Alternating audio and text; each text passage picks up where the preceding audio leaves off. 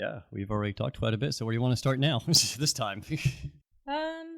Well, you weren't in here when we were talking about people not believing in me as far as, I guess I was timid or meek or whatever before I went into the military. And the Navy was always something on my mind the whole time I was in high school. That's what I never thought about going to college. It was, I'm going to be in the Navy. I'm going to be in the Navy. And I had a female cousin that had talked about it and went all the way up until going through recruiting and then changed her mind. It wasn't for her. And my next door neighbor had a son that was, we'll say 3 or 4 years older than me. And he went into the military Navy immediately after high school. And when I'm a senior and it's basically time for me to graduate, my mom and my neighbor were talking and having coffee in the front porch. And the neighbor asked my mom, well, is Elina still going to go into the Navy, in the military? And I overheard my mom say, she keeps talking like she is, but I don't think she'll actually do it. And instantly, in my head, I remember thinking, oh, watch me, because I'm definitely doing this. Because I was 17 at the time, so you had to have a parent sign a waiver for you to go in early, because I was 17 when I graduated. And I had an uncle that was a Navy veteran, and he talked to the recruiters at the house with us. And he told the recruiter, he's like, all right, you told her all the great stuff. Now tell her what they really think about women in the military, and basically to give me a taste of what could happen, and he was right. There are still some old school, people that really didn't think that women should serve or were in, mostly on like ships and that sort of thing. You should be a secretary or be on shore duty or that sort of thing. And I didn't encounter that a lot, but there were a couple that I did encounter that with. And, and my recruiter, I will say, he was one of those guys that was straight with me, and we knew how to do all kinds of things before we actually went to boot camp. Unlike other stories I heard from my shipmates saying, my recruiter never told me this, or I didn't know this was going to happen. And as soon as I went in, the military was easy for me because my parents were strict, as in you always showed your elders respect, and you yes sir, no sir, and don't question authority and that sort of thing. So it was easy for me. The discipline was already set. Yes. So it wasn't a culture shock like it was for some in my company. And so on my 18th birthday, I didn't tell anybody where I was going. I went to Huntsville, Texas, where the recruiting office was, and I told them I want to join. And they were like, okay, let's look at your ASVAB scores. And I guess they were good enough that I didn't have to retake my ASVAB or anything. And he was like, well, let's get you through MEPS. And I'm like, okay. And little did I know that was going to be a giant pain in the ass, because when I was 10 years old, I was electrocuted by the power lines. And I clinically died when that happened for a short time, but I didn't have any brain damage or side effects. I had some gnarly scars from it, but I had to go through MEPS 3 times before I finally had a doctor say, okay, this happened 10 years ago. If you're going to have any type of side effects, do what it's shown by now. So I'm going to clear you, because nobody would clear me for that reason. And finally get in, and then we're still at MEPS, and they're looking at my ASVAB scores, and they're like, okay, when do you want to leave? And I'm like, tomorrow. And they're like, congratulations, you're a storekeeper. So I'm like, okay, I don't know what that is, but whatever gets me out of here quick. And I went into the Navy, left, first flight ever was to boot camp in Orlando, Florida. So I was one of the last companies to go through Orlando, because they were starting to shut that base down. And I was also one of the last integrated companies. So we had a brother company that, so there was our company, the all girls, and then the guy company, all guys. And what they did is they split us in half, and then they made 2 companies of mixed. And to me, that's your first taste of the military. Just being all women, that's not how it's going to be in real life, when you're out there. and went through a lot of cadence callers, and I was the only one that could call loud enough that wasn't hoarse the next day. So that's how I got the job of being the cadence caller. I could never do cadences. I could never keep the beat. I could be loud, but I could never keep the beat. And I'm a mimicker as far as I would hear other companies and neat cadences that they would do. So I would try what they were doing, you know, after I practiced it on my own. And that worked out. I felt like I was kind of invisible in boot camp as far as I didn't stand out as one of the slackers, and I didn't stand out as one of the overly athletic or anything like that. You know, I was just kind of like I was in high school, invisible. Just you know, average in a way. Yes. Which in boot camp, you don't really want to be on anybody's radar because that's when they're going to give you shit. And one thing that my company commander used to do was he would make us write at least a page journal, and he would read them because I think he wanted to know how was our mental health and how are we doing. And I remember writing that out one day that I was like, he doesn't even fucking know my name. He doesn't know anything about me. I'm just here, you know, and he probably doesn't even read this shit. Whoops. And yeah, the next day I got called into his office and he's like, I do read these things. I do see you. And he was like, and if you don't stand out, that's a good thing because you don't want to stand out for negative reasons, you know, and most of the time, let's admit it, that's what you're going to be noticed for is if you're a shitbag that can't pass an inspection or you can't keep your locker straight or... Well, considering those drill sergeants are almost like rabid dogs, they're looking for it. So if once you step one toe out of line, they're on your ass. Yes, and you don't get away from that because you, like I said, you don't want to be on their radar. And my company commander, Smith, I don't even remember what his rate was. He was a chief. And every other word out of his mouth was motherfucker. So when he would make you drop and give me 20 or whatever, what you had to do is go, one motherfucker, two motherfucker. And it was just funny because you're making fun of him at the same time, but he thought it was funny, you know. And then for whatever reason, I was in boot camp during a holiday, during Thanksgiving, and he took leave or whatever. He was gone for a couple of weeks, and we had a filler company commander substitute. And that guy never yelled. He never cursed. Like, he's very soft-spoken, but he was more intimidating because he didn't scream and yell or whatever. And he would make you want to do your best, you know. But in the end, we also had a shadow commander that was training to be a company commander, and because Smith had pushed through a lot of female recruits, he knew that don't let the tears get to you, you know, because we're women, we cry. That's how we get our emotions out. And Slater, he just didn't, he wasn't used to that, I guess. So it was easy to manipulate what you wanted if you cried or whatever, because I saw a lot of women do that. And you're going to have good recruits, people that you form bonds with, and then you're going to have the ones that are like, I can't stand you, you know? And that's kind of how I felt with the head company girl. And I don't know, it could have been a jealousy thing too. I really don't know now that I think about it, but we did not get along. And the last day of boot camp, I lost my wallet and it was time to go home. And so I don't have my ID. It had a little miniature high school diploma in the wallet. And then, of course, my first paycheck, you know. So I had nothing. And this girl, no, I did have that's when you had to carry your ID in your breast pocket. So I did have my ID. Anyway, known enemies in boot camp, and she wound up giving me like $40 to get home on and whatever, because I had lost my wallet. So I think that right there was the start of, even if you can't stand each other, you still have that thing that veterans have, you know.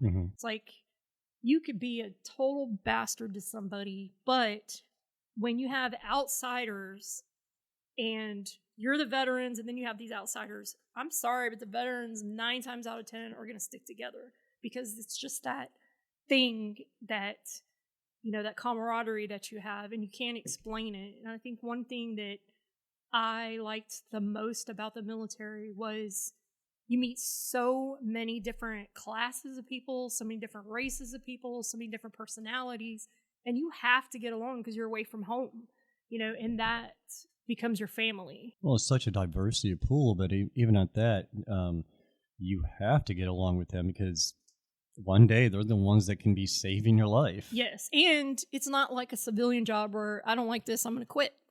You can't quit. You have to suck it up and just be there and deal with it. Or if you do quit, it's probably getting out like on a bad chapter and you ain't getting a good job after that. Yeah, exactly. And so I went to home after boot camp, did my 1 week of free leave, because if you work with your recruiter, you could get that leave back.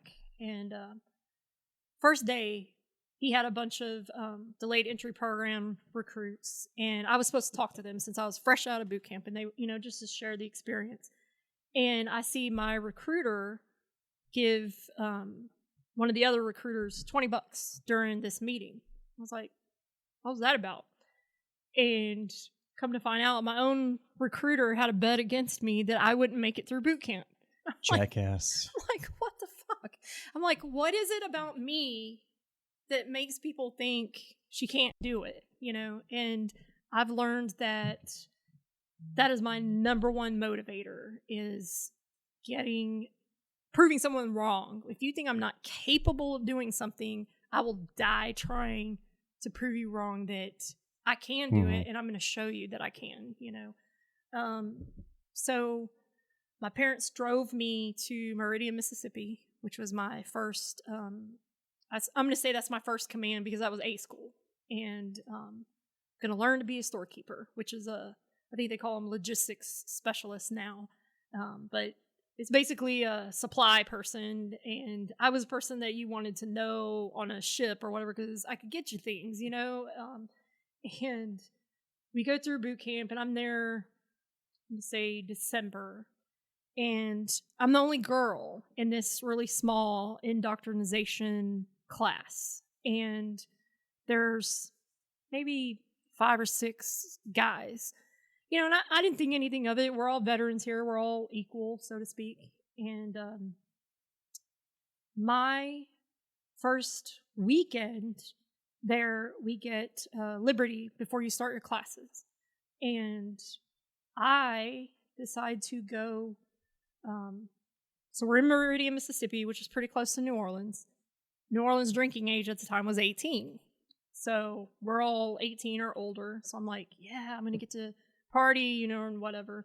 I'd never drank. I was a virgin, never really dated before I joined the military. So I'm like, yeah, I'm down. Let's go. And it never crossed my mind, hey, you might be putting yourself in a situation, So the first night, we drive. There was only one of us out of 4 guys and myself that had a car. And we go to Gulfport, I think. Somewhere else in Mississippi. Not quite New Orleans yet. And we're all drinking heavily, shotgunning Boone's Farm bottles, and for somebody that has never really drank before, obviously it didn't take long before I got heavily intoxicated. And I think a lot of people who do join and get that Liberty or that pass right after basic or A school, that they don't realize it. It's their first time drinking. You're going to go out there and only a little bit's going to take to fuck you up. Yeah. And yeah, for sure. So drinking heavily. The next thing I know, we're in the hotel, and we're staying in one hotel room. And next thing I know, I'm coming in and out of awareness, consciousness.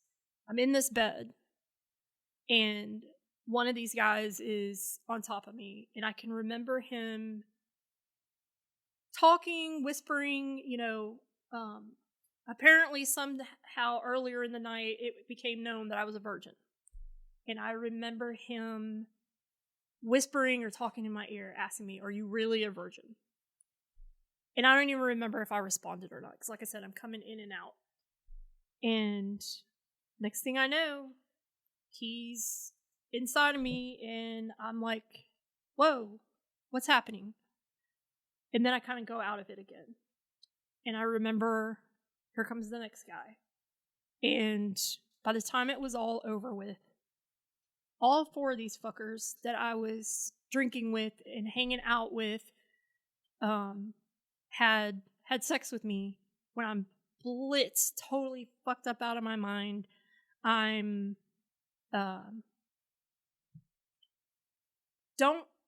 I really don't know that I said no or stop or anything like that, because I don't remember doing that. But I can remember each of them. I remember the third guy, he wore glasses. I don't even know what any of these guys' names are at this point, right? And I remember the third guy turning around to the other guys who are watching as each person takes their turn.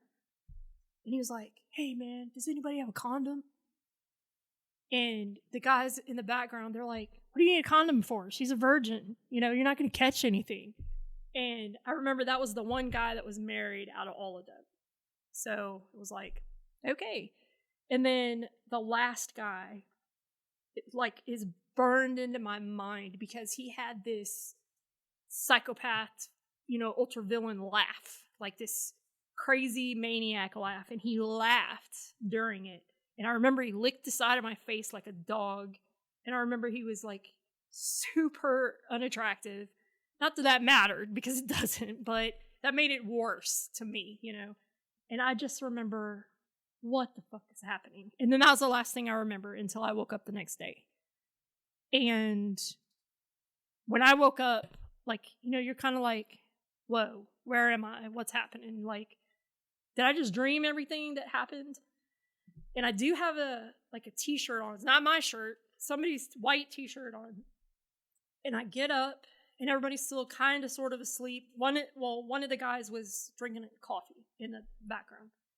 And I sit up. Of course, I've got a massive headache. I feel like total shit. And I'm thinking, something's off.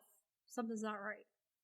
And I get up, and I'm walking towards the bathroom, and that guy that was drinking coffee was like, somebody's gonna be sore today.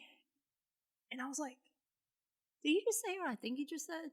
But I didn't even acknowledge that I heard it, so he doesn't know that I heard it. So I go to the bathroom, and that's when I see a little bit of blood on my shirt. Of course, I am in super pain when I go to the bathroom, and I was like, what the fuck happened? And I, instead of externally freaking out, I internally freak out, like, oh my God, what am I going to do? Because I'm stuck here. They're my ride. Who the hell am I going to call? And we're supposed to be in New Orleans for the whole weekend, and that was like Friday night when it happened. We're not going back until Sunday. And I'm like, okay, you were drinking, so of course it's your fault. You didn't stay in control of yourself, and you put yourself in this situation. What the fuck did you think was going to happen? It's like you and all these guys and alcohol. Duh, so I was scared that I would get in trouble because I was underage and we were drinking because we weren't in New Orleans yet. We were in Mississippi. And I had just got into the military and I just made it through boot camp, which nobody thought I'd make it. And I'm like, I can't tell anybody because I'm going to be the one in trouble. I'm the one that's going to get kicked out. And so I go back in the room and basically I pretended like nothing ever happened. And, it was just like mannerisms for me. It was just like, hey, everything's hunky-dory. What are we doing today? And whatever. Because I'm like, you can't make it right, but you have to survive, and you've got to make it through this weekend. And then you're going to get started with school. And we did. We stayed there the whole weekend, made it to New Orleans, and we came back. And when I came back to school, I think some of them were a little nervous that I might tell somebody or say something. Nobody pulled me aside and was like, hey, we didn't mean anything by that, or it wasn't, nobody acknowledged that it happened. They just kind of swept it under the rug. Yeah, everybody pretended nothing happened. And I think the biggest regret that I had, or the biggest shame that I felt, was that I was a virgin and that's how I lost my virginity. And I can't explain how much I felt like it was my fault, because putting myself in the situation, because drinking to the point of losing consciousness, that, of course, you had control over how much alcohol you consumed. So, yeah, I took all the blame on myself because I felt like I could have stopped it. And once we get back to A school and we're fixing to start the next day, our first day of classes and everything, luckily, I wasn't going for the same rate as the other guys. They were all going to go in different classes, but I never talked to any of them again, and I purposely avoided them. Like, if I'd see them in the distance, I'm like, I'm turning around, I'm going to go this other way, And during A school, I remember I was in the laundry room one day, and I was starting to feel just like total crap mentally, just like beating myself up. And one of the guys that I was in boot camp with, he was the recruit chief petty officer. So he was head of my brother company. And he knew something was off. Like, we weren't friends, but we knew each other because of boot camp. And I really don't remember the conversation, but I remember hinting something had happened. And I remember hinting around, giving vague details of, putting myself in this situation. And I was with 4 people. And I can remember him just looking down and sighing. And he was like, I hope that they didn't do what I think they did. And I just looked at him like, I'm not going to say yes or no. You take what you want from that conversation. And so he was the first and only time that I acknowledged that anything ever happened. And I was always scared of it coming up because of the underage drinking. We were getting recruits or A school kids. Every time we'd have an inspection, if they found alcohol in your room, whether you were of age or not, you would get in trouble and you could get kicked out of A school for that. And every weekend, they would find alcohol in somebody's room. So I was always paranoid that I would get in trouble for what had happened to me, instead of thinking in my mind, I need to report this. And so I went through A school, graduated. I picked Pearl Harbor, Hawaii as my first duty station. Nice. And I go to the USS Cimarron, and it was an oiler. My first day on board, there was this one guy that kind of dopey looking, had these real thick Coke bottle glasses, and he was the one guy that everybody knew on the boat that was super friendly, and he was. And he was the one that was going to volunteer to show you around. And he did. He was super friendly. He was great, like a unspoken sponsor, getting to the new command. And his name was Bo Bannock. He's passed away now. But great guy, but like everybody made fun of him because he was funny looking, but super, super nice guy. And I finally get aboard, get my bearings, and I'm on board that ship, I don't know, maybe less than a month. And I'm in the enlisted club on the base in Hawaii. And this guy comes up to me and starts talking to me. And I kind of sort of knew he was a khaki, but I didn't know what his rank was exactly. And it wound up, he was a chief on board the ship. And started flirting with me, talking to me. And I was flattered because he was an older guy. I'm 18. He was a chief, come to find out. So I'm an E1, he's an E7. He's like 10, 11 years older than I am. And starts hitting on me, talking to me. The club is about to close. And he was like, hey, why don't we get out of here or whatever? And I wanted to, because I was flattered that he was talking to me. But at the same time, I knew you shouldn't do this. Don't go. But against my better judgment, I went, and it was with 2 other people aboard the ship, both E5 second classes. And I remember distinctly remember we were driving around Hawaii. Hawaii's a gorgeous island, and it's nighttime, so you're not going to see a lot. But I remember us going to a beach somewhere, and the two second classes, they go one way, and me and the chief go the other way. And had I not read it in a journaling of notes 30 years later, I wouldn't have remembered this happening. But we wound up having sex on the beach that night. And I remember feeling obligated to do this because, well, you gave him the impression you were going to do it because you left with him. So you kind of owe it to him to do this.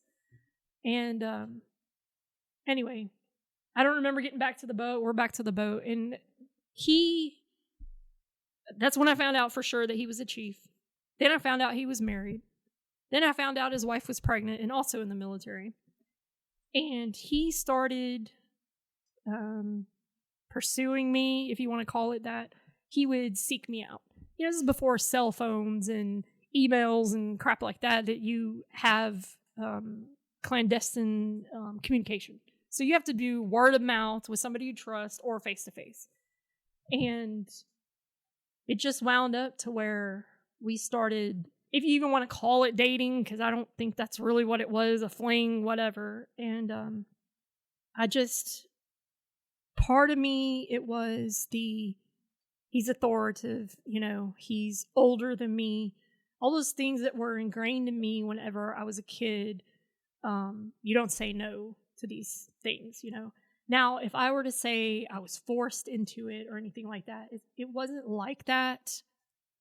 But I understand now, as a 50-year-old and as someone who has a better understanding that, yeah, it was wrong. It was inappropriate. It was traumatizing later on, because anytime that I would try to stop seeing him or stop messing with him, he would always come back. Like, basically, it's not going to be over till I say it's over kind of situation.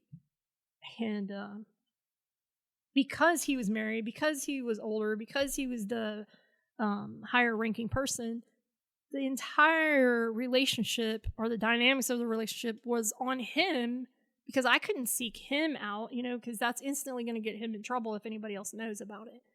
And so basically, I've got to wait for him to contact me. I've got to wait for him to do this. Plus, I didn't have a car back then, this before cell phones. And he would find me, hey, my wife's on duty this weekend. Do you want to hang out or whatever? So it's like, yeah, we did. And yes, I'm ashamed to say we went to his house, and messed around in his house. And as a matter of fact, his wife caught us at the house one day. And I think she was tipped off by a neighbor. Good on that neighbor for, ratting us out, because it needed to be done. And we were upstairs in bed, no clothes on, and he hears a door slam, like a car door. He's like, he gets up out of bed, goes to the window. He's like, oh shit, my wife's here. And I'm like, what? Like, what are we supposed to do? What am I supposed to do? And he jumps out of bed, throws on some clothes, and he's like, hide. And I'm thinking, where the fuck am I supposed to go? So I didn't even have time to throw clothes on or anything. So what I do, I grab all my stuff and I get under the bed.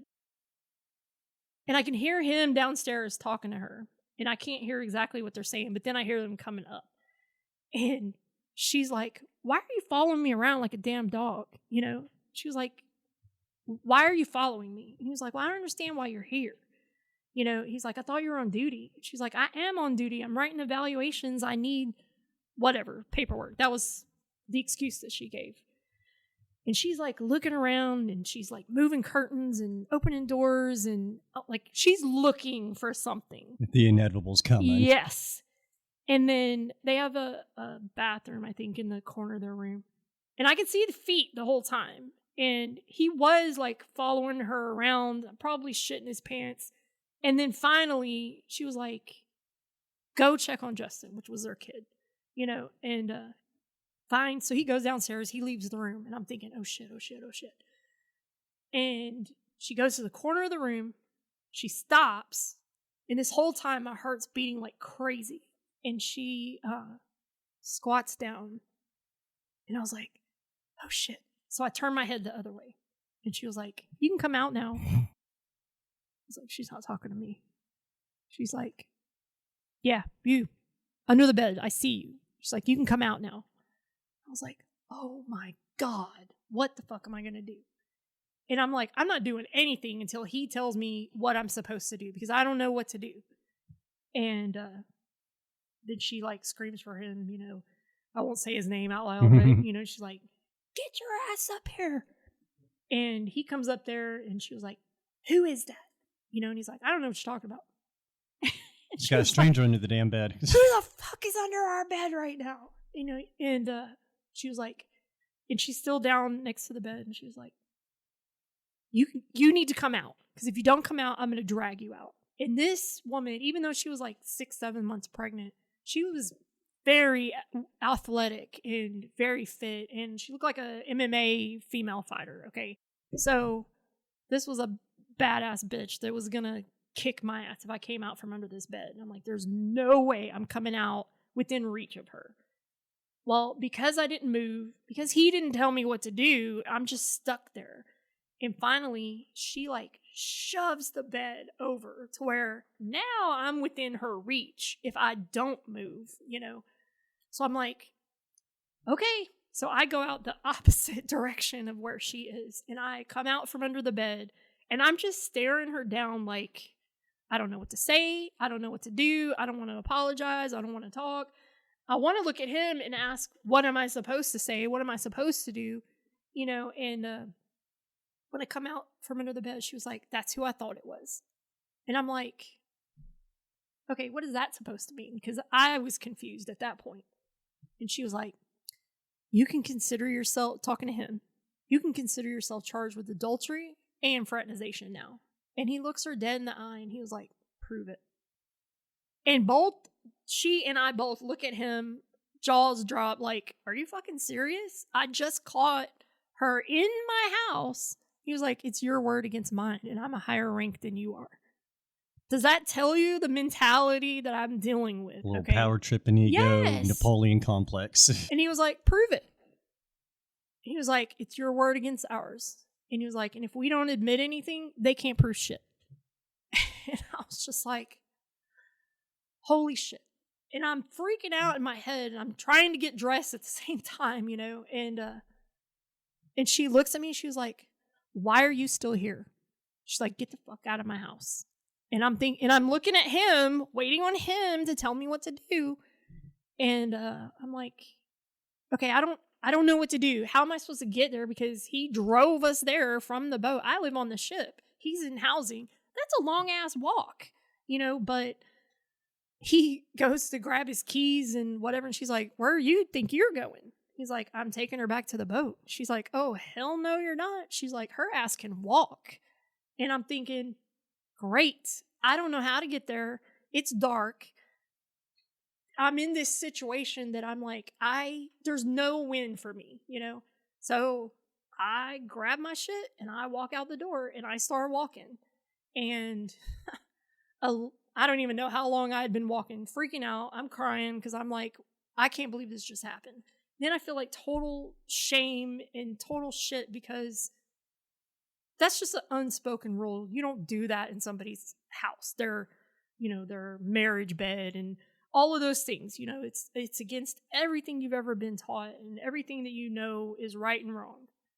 You don't do that. And I crossed that line. I'm blaming me. I'm the one that didn't say no. And walking for a bit, he picks me up, takes me back to the boat. I finally get back to the boat. And he drops me off and then leaves again. And as soon as it's a long pier to get to the brow. And when I get up there, whoever the petty officer of the watch was, they were like, hey, Chief wants you to meet him at so-and-so. Whatever the name of the dock was at the end of the pier. And I'm like, I just fucking got here. Are you serious right now? And they're like, I'm just relaying the message. He said to meet him there. And I'm like, okay.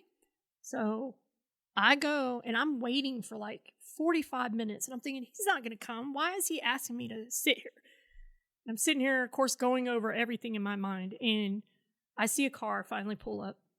And he gets out. He's got suitcases in hand. And he's walking towards the ship.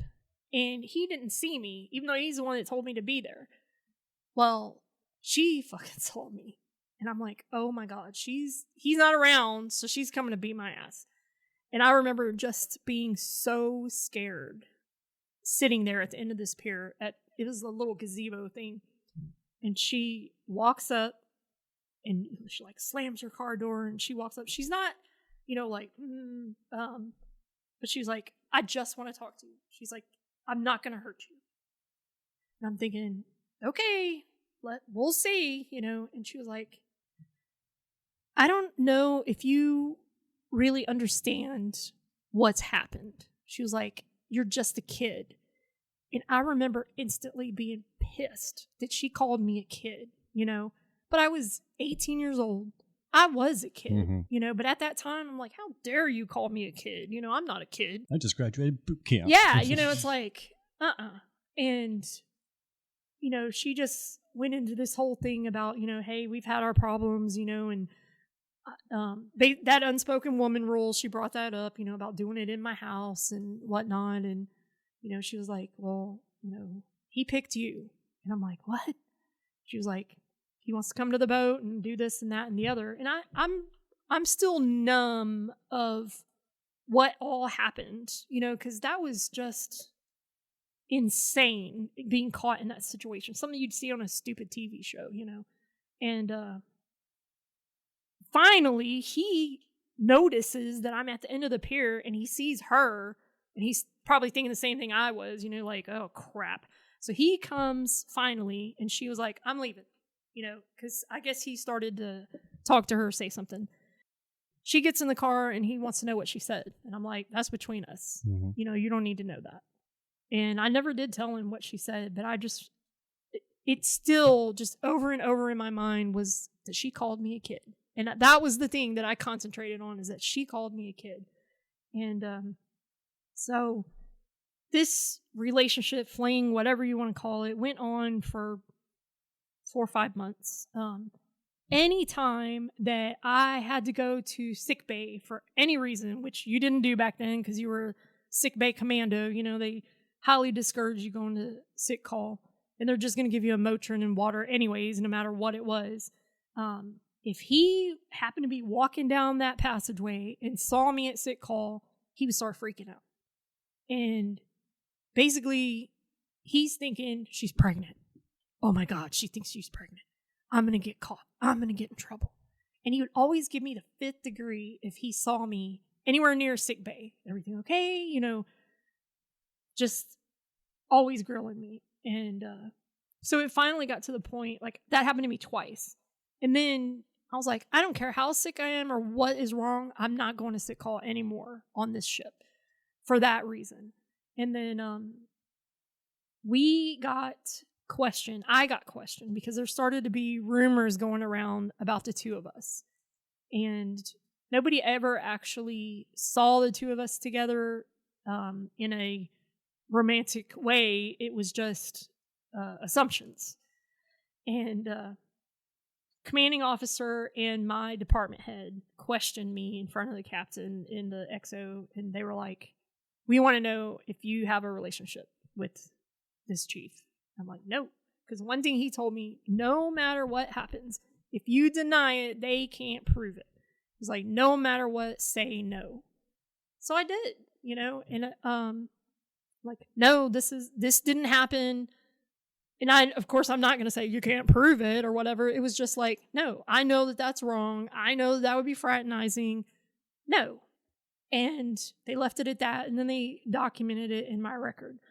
Well, fast forward to my birthday, which is in July. And he picks me up. Like, I happen to be outside on the pier. A smoking pit was down there. And he was in his car and he was like, hey, you want to go for a ride? So I'm like, okay. So I knew it was near my birthday. I never knew when we were going to have our one-on-one time. Never knew, because it was always he was getting control of that. So I'm out there. We go for a ride. We messed around in his car. And that was the last time that we ever talked to each other or anything. And I think when he thought that I might tell on him, like during that questioning of with the commanding officer, back up a little bit, that was the first time he told me that he loved me. And I think he did it as another manipulation thing that, well, she thinks that I love her. She's definitely not going to rat me out, and whatever. So, and then it was a couple of months later that was my birthday last time we saw each other. And we go on deployment, and I want to say we were in Canada or somewhere. And I find out we have not been seeing each other because things were not, I don't know. I feel like he got tired of me, whatever.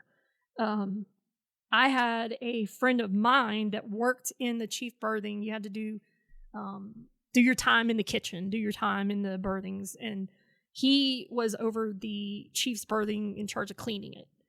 And I was like, can you put this bag on chief's bed? And what it was anything that he'd ever given me, written to me, every single possible thing that could link the two of us together was in that bag and put on his bed. Because I'm like, I'm fucking done. And he did. And I never heard anything back about it, because I'm thinking maybe he'll get the picture. And we go to Canada, and everybody's kind of acting a little crazy because we've been on deployment a long time. And people are dancing. There was a male strip show. I remember our table was all of our ship's women, and we had the loudest table, so we won this bottle of Dom Perignon. I just remember Navy ladies just being dumb and having a good time. Well, then they started letting everybody come in, because at first it was women only because it was during a male review. And so then the rest of the ship comes in, and a couple of officers came in, but they don't usually mingle with each other, of course. Well, obviously, if we're in a civilian port, there's not going to be an officers club or whatever. So a couple of officers are there, and people are not wanting to let their hair down completely because there's people watching that they could get in trouble. Well, for whatever reason, I got picked to, because our executive officer happened to be in there having a drink. And one of my jobs on the ship was the wardroom, which was all the officers. And I had to clean their barracks. I had to serve them during meal times and whatnot. Well, our executive officer, he never ate dessert, but he liked to have coffee in the evenings. So I had to bring coffee to his stateroom every night. So what is the one thing that everybody assumes is happening? They think I'm screwing him because I'm going to his room every single night with his coffee. And because the XO was in the club at the time, nobody wanted to let loose. And they were like, hey, Walding, why don't you go over there and loosen up the XO and, get him off our backs so that we can, we can cut loose. And they're like, go dance with him. I'm like, he's not going to dance with me. He's an officer. Well, he does. And we are all having a good time. And I guess because an officer danced with me, it was like super taboo, and that bit us in the ass later. Okay. We go to another deployment. I don't even remember what port we're in. San Diego, I think. Still on this same freaking deployment. And a new girl had come aboard the ship, and she missed ship's movement, and nobody knew why. And come to find out, she reported that she was sexually assaulted. Nobody believed her.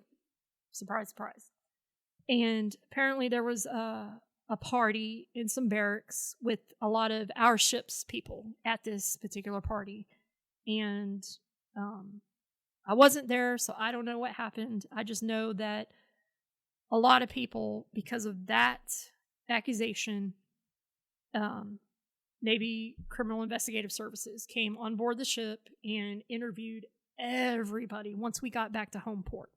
Because, missing ship's movement, that's a super bad thing to happen, and you're going to go to Captain's Mast for that. And when NCIS came on board and started interviewing people, the chief and I hadn't been a fling or associated whatsoever for 6 whole months.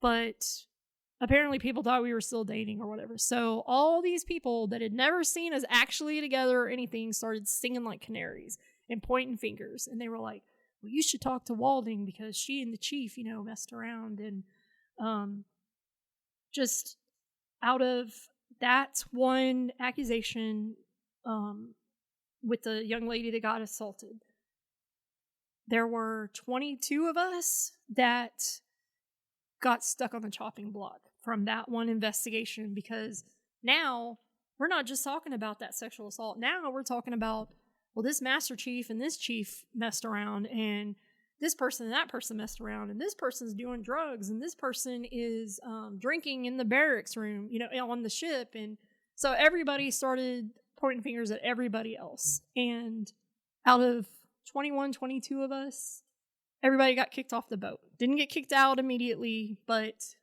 we were about to go on another 6-month deployment. And I'm the only one, for whatever reason, that got to go on deployment. And I started going. We get to our first port, and I get sent back to home base, which was Hawaii. And one of my really, really close friends, who wound up being my ex-husband now, but he was a radioman at the time. So he would see any messages, from different places. And he happened to see the message from our captain to the base commander, which was an admiral, asking, do they want to do captain's mast for me on the boat, or do they want to send me back to Hawaii and let them deal with it? Well, they chose to send me back to Hawaii and let them deal with it. And I was going to be brought up on charges for fraternization, telling a false official statement, and adultery. And I'm thinking, adultery? I'm not even fucking married. Why am I going to get in trouble for that? Anyway, so I get back to Hawaii, and I have to go in front of the admiral. I had 3 days before I actually went to Admiral's Mass, and they were like, you can give a statement when you're there, and you can either write it or you can speak it. And I'm like, I know I'm not going to be able to talk when I'm at this Mass, because, somebody that high of a rank, you need to be seen, not heard, is how I felt at the time. Well, and they're intimidating as fuck. Hell yes. And he was this old dude that never talked. Never. He wasn't like outgoing and friendly with everybody. Maybe he was with the other officers, but you never saw a smile on his face. You never saw him talk to anybody that was lower ranked than him. Never. And so I wrote a statement. I still have that statement to this day. It's like the best paper I ever wrote in my life, and it was like, I did it.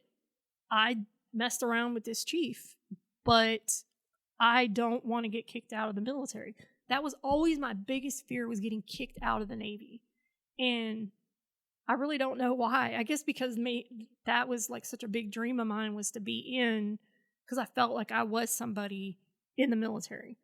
And so I basically said, okay, I fucked up. I knew it was wrong. I'm not going to put the blame on anybody else. I accept my responsibility. Please don't kick me out. Was the gist of the paper. And he read it, and he was like, I'm up there at Mass. And I just so happened to have 2 people, an officer and a master chief, that had served on my ship, that literally the day of my Mass, I asked them if they would be character witnesses for me. And they both did. And they both spoke, highly of me to the admiral. But he was like, I read your statement, and I respect that you didn't push the blame on anybody else. I respect that you just took your medicine, basically. And he was looking through, and I had just gotten to E3. And I don't know if it's like this for all the branches, but for Navy, there's no test you have to take. It's just time that you have to go through and serve to get promoted those 2 nothing ranks. Yeah, the time in service, yes, until you get to NCO rank, I think it is. So I had literally, within the month, just got to E3. And he was like, thumbing through, and he was like, okay, you're going to go on restriction. I think it was 45 days restriction, 45 days no pay. And he kept thumbing through this folder. And then at the last second, he was like, and demotion, back to an E1. I was like, son of a bitch, because I'm like, that's 2 whole years I just lost. And that's some money too. Yeah.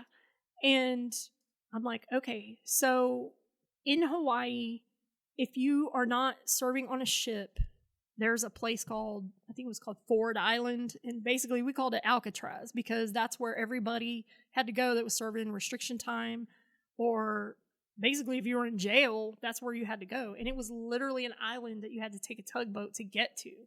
Well, I, for whatever reason, did not have to go to Ford Island to do my restriction time. They actually put me on another ship. And I'm the only one that they did this to. So I went to the other oiler that was stationed there and did my restriction time there. I did my storekeeper duties and that sort of thing. And then I hear a rumor that there was an opening for a storekeeper and they wanted to keep me. And I'm like, fuck that. I don't want to be here. I don't want to stay on this island. So I write another letter. And this is like a year later. And I write another letter to the base commander. And I'm like, I don't care where you send me to another ship. You can send me to Timbuktu, anywhere but here. I don't care where you put me. I'm not trying to get out of sea duty. I'm fine with sea duty, but I do not want to be on this island anymore. Because when I got to the Willamette, everybody knew about the Cimarron.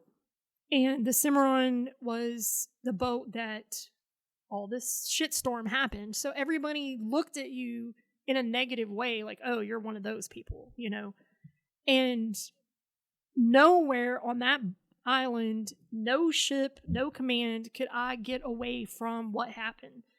And every time I thought it was dying down or whatever, there would be an article in the newspaper about it.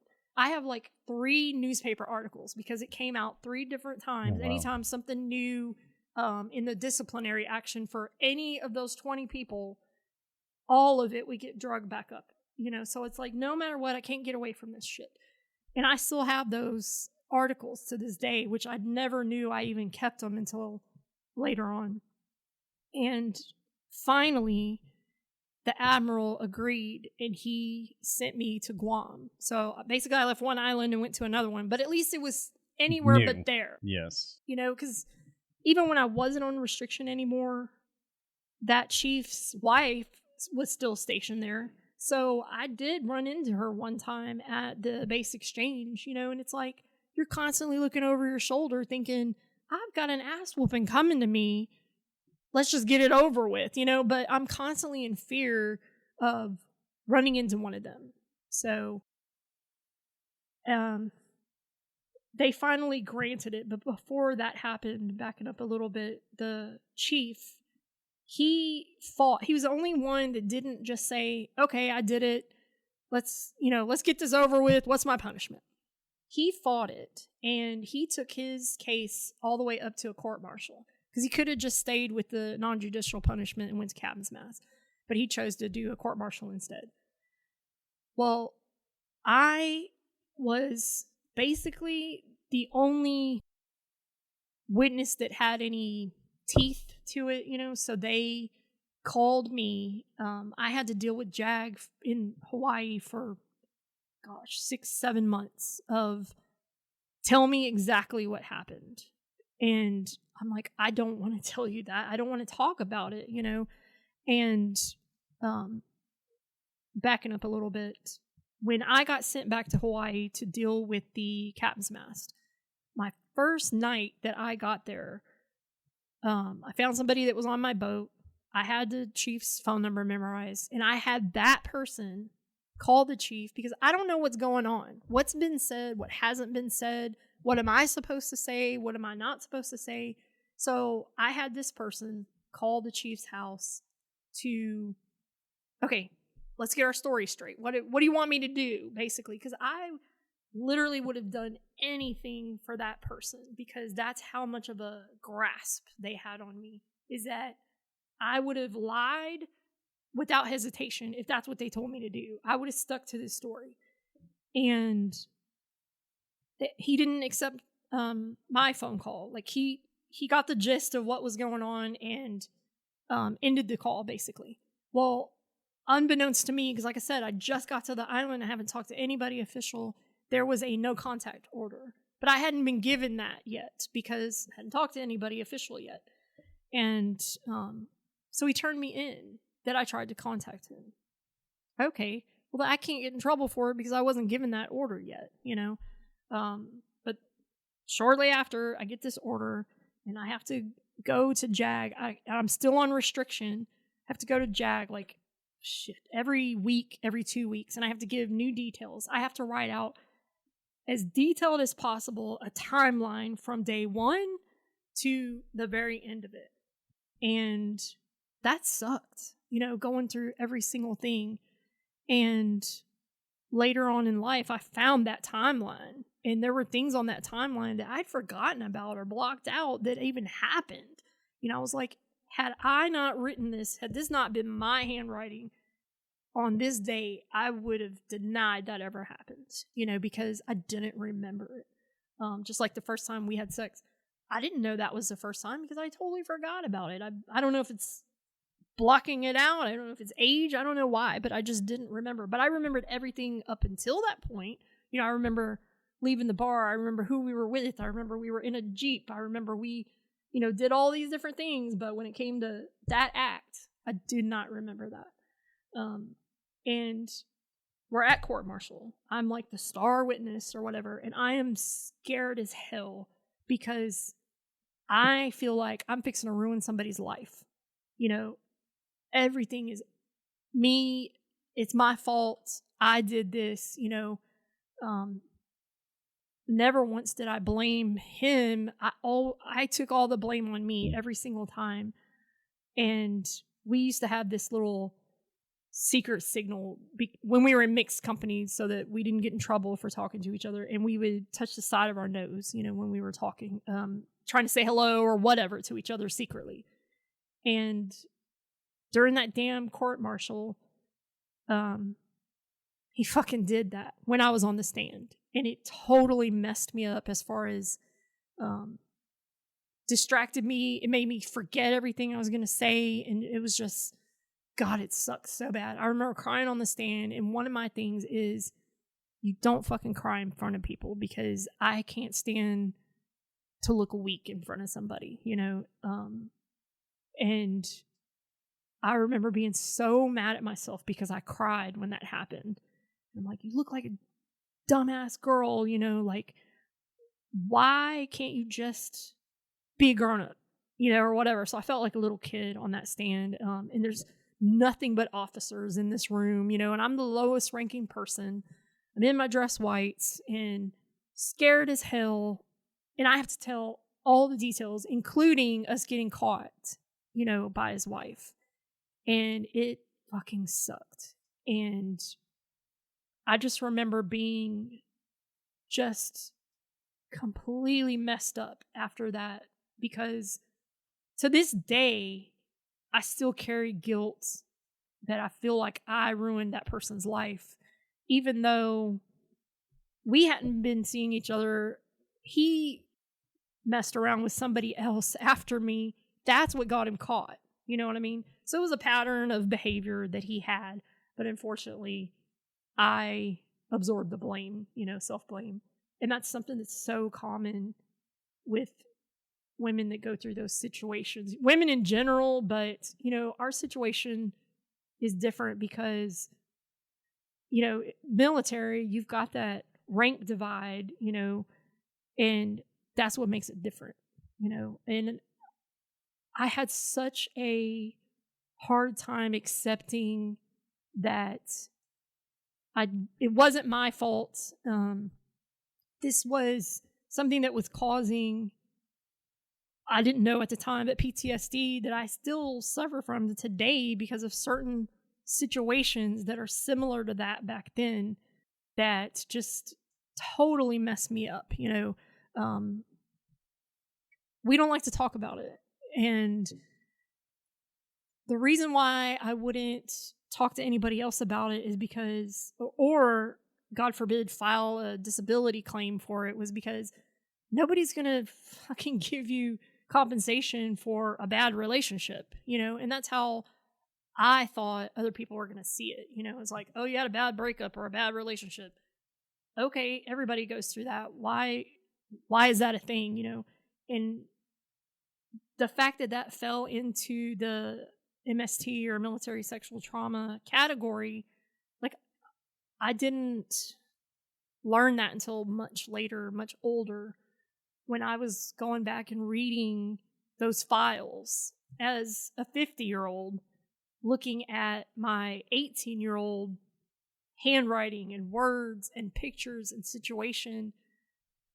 Now I see it, whereas back then I didn't see any of that stuff because I'm like, it was my choice. And, I can't tell you the number of times that the JAG officer asked me, were you unduly influenced? Did he use his rank against you? And every single time I said no, because at the time I didn't want to admit that I didn't have a choice. It's like, I knew what I was doing. It was my fault, and I can see as a mother, as an older person, I can see so many things now that I couldn't see back then, and it does make a difference on rank. It does make a difference on age, I didn't learn until now, we don't mentally mature until you're like 25.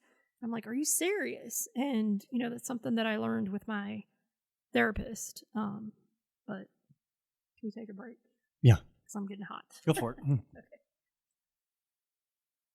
So whatever happened out of that court martial, or because that's what it was a court martial? Mm-hmm. Okay.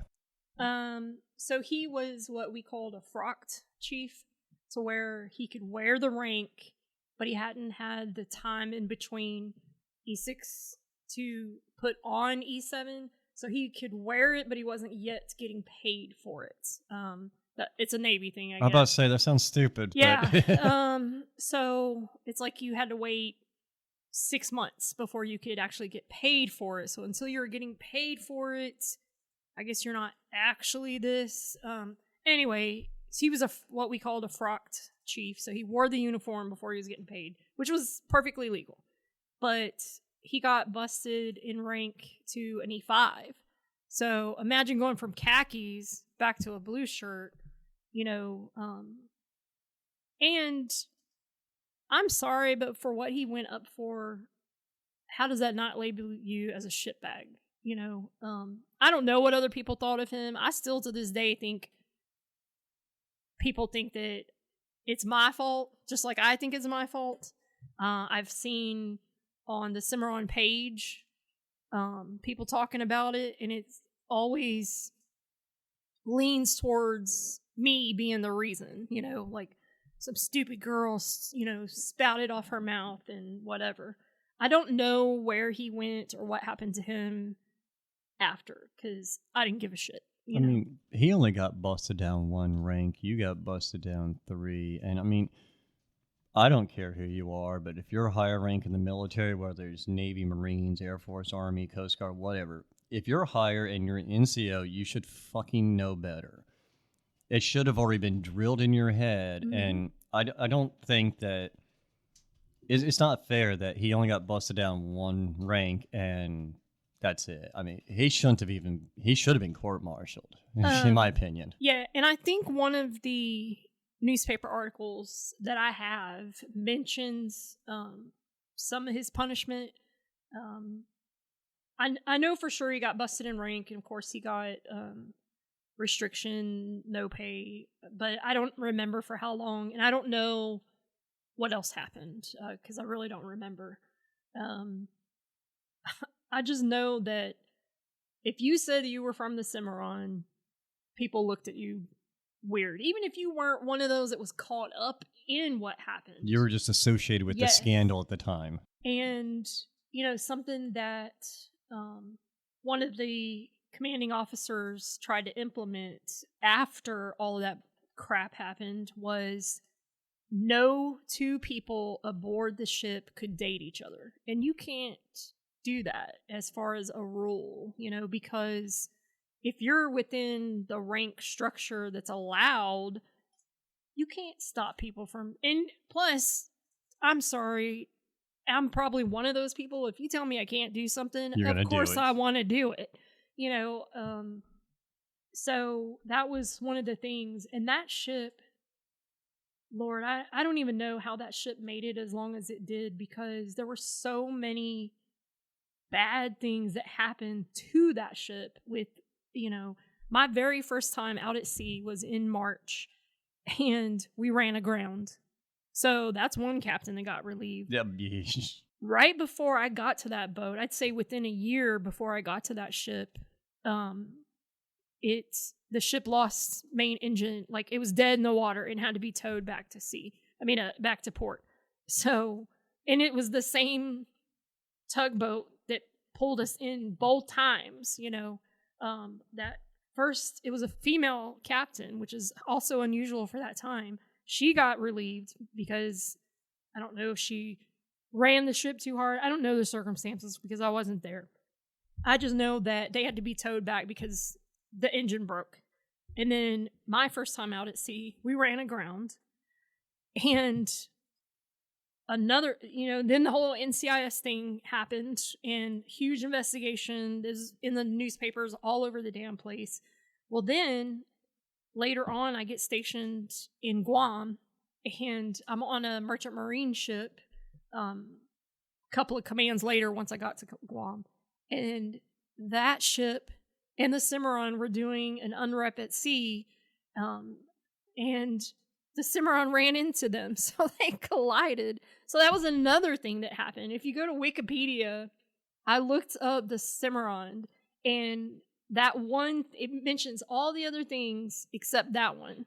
And I was like, did I remember that wrong or not? And I actually reached out to one of my Navy friends that I'm on Facebook with, and I'm like, tell me if I imagine this or if this really happened, because I have a recollection of you being on the bow during the unrep with sound-powered phones on, and you flinging them off your head and running because the ship was about to run into us. She's like, oh yeah, that happened. So the fact that it was my old ship and my current ship and that happened, it was like all these shitty things to happen on a ship happened on that one boat, and it's like the curse of the Cimarron, because I'm telling you, if you were commander of that boat, you could kiss your ass goodbye as far as your career, because something was going to happen. And you were going to lose it. Yeah. So it's just... Should have just decommissioned the damn thing. They did, thankfully. I think in 98, maybe, they did. And they didn't repurpose it as a merchant marine ship or anything like that. They actually dismantled it. I was say they should have just fucking sunk it. Target practice. Yeah, so good riddance, because I have zero good memories from that ship. Now, I will say one of my absolute closest friends of all time came from that command, and, we've been through thick and thin together, and she was one of those people that, even though I didn't tell her what happened to me in A school as far as being sexually assaulted, we were in this club in Hawaii, and we went to a different base E-club to sing karaoke, because I was huge into karaoke back then. And we're there, and we're looking through the book to pick out a song, and this guy walks in with some of his friends, and I instantly started freaking out, because it was one of those guys from that incident. It was the guy with the psycho laugh and the butt ugly face. The piece of shit. Yeah. And I just remember, like, I had a panic attack right there, and that had never happened to me before. I felt like I was having a heart attack. And I just told her, we gotta go. We have to leave right now. And, and she's looking at me like, what the fuck is wrong with you? And I, without telling her what happened, I told her what happened. And she was like, oh, I'm going in there and I'm gonna fuck him up. And I was like, no, I just want to go. I don't even want him to know that I'm here. And I don't know if he recognized me or not. It doesn't matter, because we left, and thank God I never saw him again. But once I finally got through that court-martial, I found out through somebody that served on the boat that knew both of us that it was all a bet. between the chief and a boatswain petty officer. That they had this thing when new girls would come on the ship, they would see who could screw her first, basically. And yeah, when I found that out, it literally felt like I had been raped all over again, because none of it was real, you know.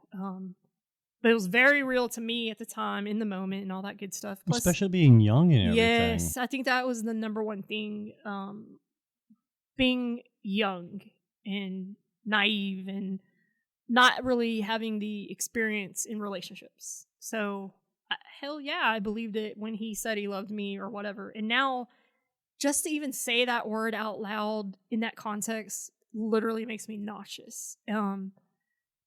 And again, I didn't know at the time that I had emotional and mental scars from it. And of course, what I know now is PTSD. One of the things that is a trigger for me that I'm embarrassed to say out loud, because in my mind it sounds so stupid, is if I'm watching a TV show or a movie and there's a couple on there, a male and a female, that are having a romantic moment and they start kissing, that fucks me up every single time. It is like that Pavlov's dogs, you know, or whatever, you know, when you ring a bell. Ring for that me, bell. you know, I can just see a photo of two people kissing. That doesn't bother me. It's knowing the intimacy between the two people, even though that shit's not real on the TV, you know, that's all fiction. I can't explain what comes over me for that to be my number one trigger. And I don't like people that I don't know touching me, like hugging me or whatever. You know, it's like, if we're not cool like that, don't touch me. Yeah. And, you know, it's kind of a running joke at work, you know, it's like, not a hugger, you know, and it's like, but they don't understand why. And yeah, I will, like, I'm going to hug you if you're going to come in for a hug or whatever, but if I don't know you, please don't fucking touch me. And it's hard to explain to somebody that doesn't experience that kind of thing themselves, you know. I never would acknowledge it. I always blamed myself for it. I blew it off as, you're a stupid kid, you had a bad relationship, get over it, you know. And that was something that today me could not understand. Why can't you just get the fuck over it? It's not even something bad. It is bad, but I'm saying it's, if you compare yourself to somebody else that was also sexually assaulted or what have you, it feels like my situation is so much less than somebody else. But I'm sure there's somebody else that are thinking the exact same thing, you know. It took me 30 years to realize or understand what sexual trauma in general was, because, you know, what we picture rape being is, you know, like a serial killer forcing you down with a knife to your neck, you know, and having sex with you. That's, you know, the instant thing that we think about when you say the word rape. Force, you know, basically what I think of with that word is force. Force, brutality. Yes. And, you know, in both of those situations, like specifically with the chief, that wasn't rape whatsoever, because I was a willing participant. But I do know now that that was, I was manipulated, taken advantage of as a young person, as a lower ranked person. And I never ever would have acknowledged that, or I would have fought to the death saying, you're wrong. You know, it was my choice, my decision. But when I looked back on some notes that I had written from that court martial, and I was like, wow, you know. So his wife at the time was pregnant with a girl. And to this day, I wonder, what would he think if the exact same thing happened to his daughter at 18 with somebody who was 29? Same exact situation, would he see it differently? You know, because he has a daughter. Because, I mean, that's something that's got to make you pause, you know, or make you see things differently. When you become a parent, you see the world differently. I don't have daughters, but older me sees how I was taken advantage of big time as younger me. I was so easily influenced, and I am not exaggerating when I say I would have literally done anything. I mean, probably short of killing somebody, which, I mean, just to be honest with you, I mean, that's how strong the hold was, you know. You're infatuated. Big time, big time. And I do believe age played a huge part of that. But, you know, I got to my first command once I finally got off the island. I went to Guam and was on the USS Holland.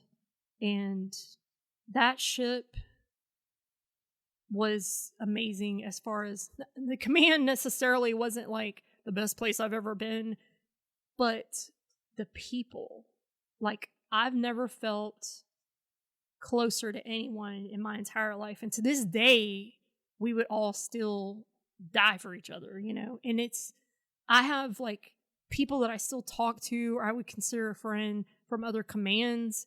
But that one ship, there's a group of about, I'd say 25, 30 of us that we just had something together with each other. Never once could you leave that ship by yourself. You were allowed to, but you just didn't, because, you know, we were all so close. And I don't know if it's the fact that we were so far away from home, or I really can't put my finger on one specific thing. We just all got along so well with each other, and we all bonded so strongly with each other. And it's crazy looking back now on I have found out later on in life with telling my story that similar things happened to other shipmates of mine. And move forward to other commands. I went to another merchant marine ship, and for whatever reason, I got nominated to be a sexual assault victims advocate. And I'm like, okay, sure, I'll do it. Nobody knows my story as far as that I had been assaulted, because I never told anybody that. But I actually went through the training to be an advocate for that. And when I went through the training, there were people that got up and told their story. And it was men that told their story. And I never thought about men being sexually assaulted. When you hear the word rape, you instantly think it's a man doing it to a woman. That's never your first thought, that a guy can be raped, or that a guy, you know, that a female can rape a guy, or a heterosexual male can be raped by a homosexual male, or vice versa, you know? So hearing this one sailor's story was just, wow. You know, the fact that it was still fresh in his mind, because he was still emotionally traumatized by it, telling his story. It was really hard for him to get through it. And just being pissed off at how the Navy handled the situation. I think that's such a hard pill to swallow looking back. I don't think that it's treated the same way now. I would hope that it wasn't, but I know back then, I would think a male claiming that he was sexually assaulted would be so much worse, as far as that did not happen, you know, or being treated like that, than if a woman said it. And this guy reported it because it was a higher ranking person on his boat, and it was out at a house, so it was off of the boat when it happened. And he was so ashamed of it, and I felt so bad for him. And I also felt that familiar feeling, because then I started thinking about my own situation. And what happened to him is when he reported it, they didn't remove either party.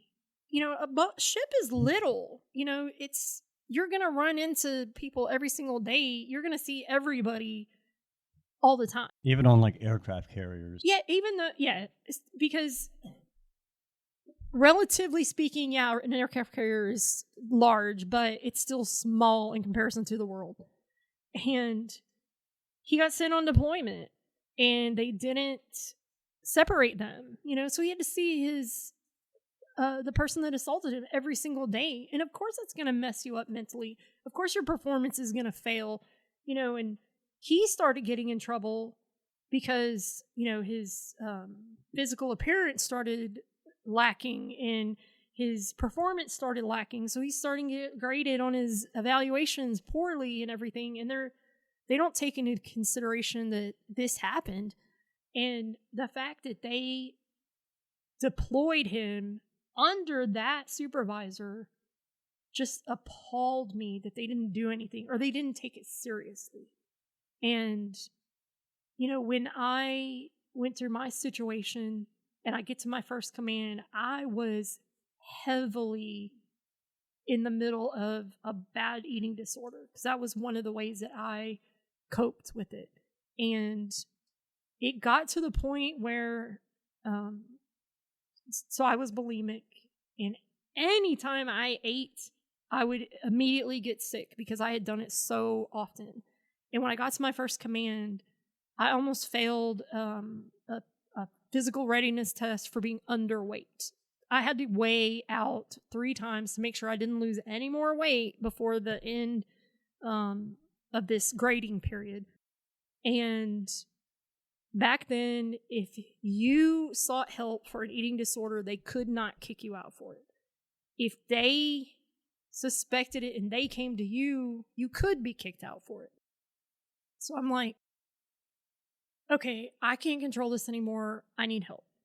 So I went to a female petty officer, higher rank than me, and I asked her, I told her, this is going on, and I think I need help. And she's like, okay, let me see what I can do.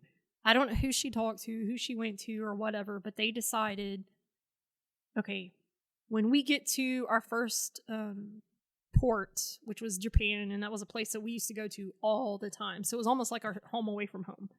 And they were like, when we get to Japan, we're going to recommend you go to anger management class. And I'm like, what? I'm like, why? The fuck does that have to do with eating? Exactly. So they were like, we think it'll help you deal with your emotions or whatever. And I'm like, okay, fine. And they're like, so when the class is over, we want you to go talk to the instructor and tell them specifically what's going on with you to see what else they can do, what other treatments or what other programs are there out there. So I'm like, okay, fine. So I go through this anger management class. I'm thinking it's stupid the whole time. I don't want to be there. And I wait for everybody to leave when the class is over, and I'm kind of lingering, and we go back to the person's, I don't even remember if he was a sailor or a civilian. I really don't remember. I just know it was a guy teaching, and we go back to his office. He was like, so what's up? He's like, I was told that you needed to talk to me after class. And I'm like, yeah. And I told him about this eating disorder, and that's the whole reason that I'm there. And I was like, I don't understand why they sent me here, but we're here. Yeah. And he was like, what do you want me to do about it? And I remember being instantly, like, my face flushed. I was so humiliated, really. I felt stupid for being there, because it's like, I came to you for help, and you're like, what do you want me to do about it? I can't do anything for you. And I was like, not a goddamn thing. And I got up and I walked out, because I'm like, I came to you for help and you treated me like this. I don't need you. And I never asked for help for that again, and to this day, I still deal with it. When I feel like my life is super out of control, that's something that I do to get that control back. So that's my so my diagnosis for that is an other eating disorder, because mine isn't to lose weight. Mine is to get back control that I feel like I've lost. Kind of like when people hurt themselves or cutting, it's to get back that control. You know, it's a pain you can control.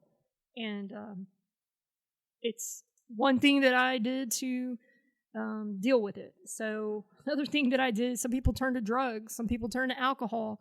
I did turn to alcohol, but another thing I turned to was extremely reckless behavior. You know, I was very promiscuous at the time. I didn't care because I'm like, you can't hurt me. The worst has already happened, you know, and anytime that somebody that I might be involved with briefly would catch feelings, I'm out. You know, it's like, yeah, I'm good. I don't need any of this. I'm not in for that. Nah. And I had a really, really hard time forming relationships for that reason. You know, it's that thing where, okay, you get hurt, so you're going to be gun shy about being hurt. And, you know, that's a normal hesitation, but this was different because I instantly would go through a bad depression over it, because in my mind, it's not real, you know, because my first experience with love wasn't real, you know, so in my mind, it's never real. None of it's real. And I did eventually get married when I got out of the military to somebody who was a very, very close friend of mine from my first boat, you know, and wound up getting divorced from an infidelity situation. And I remember telling my mom, you know, because divorce is depressing anyways, but I can remember specifically telling my mom, I don't believe in love. Not the kind of love that you guys talk about, like romantic love.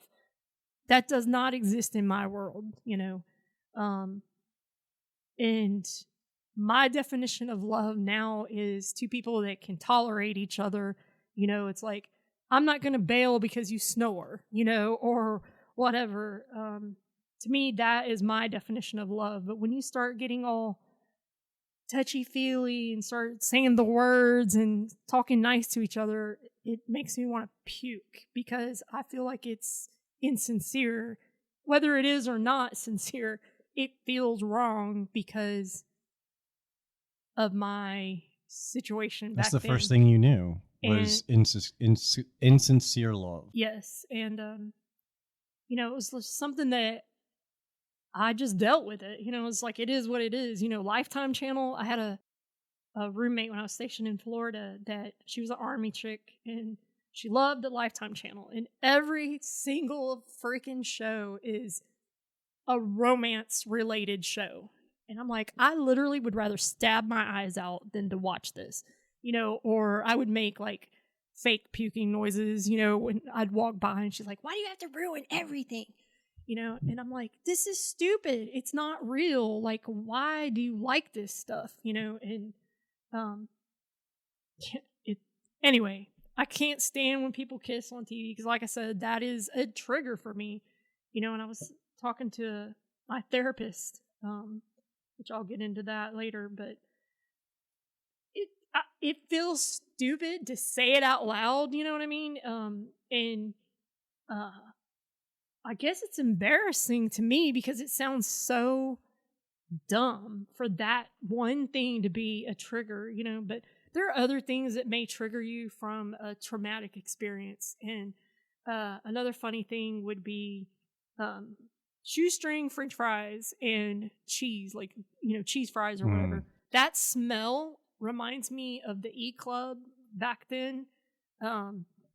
So certain smells trigger memories.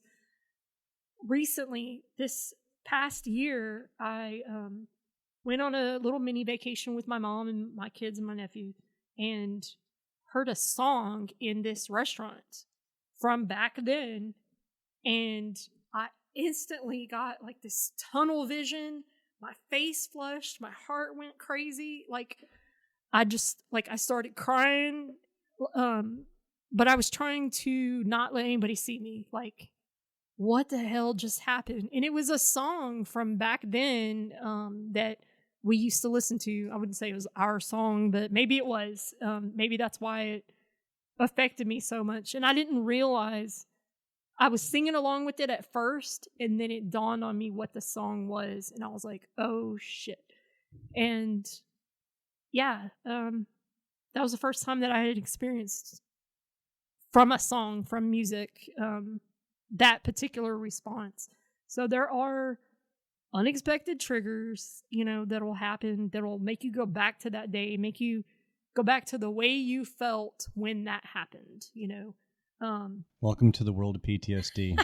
Because everything you just described is PTSD. Yes. And I always felt dumb talking about it out loud. I always felt like PTSD, my definition of that was combat related.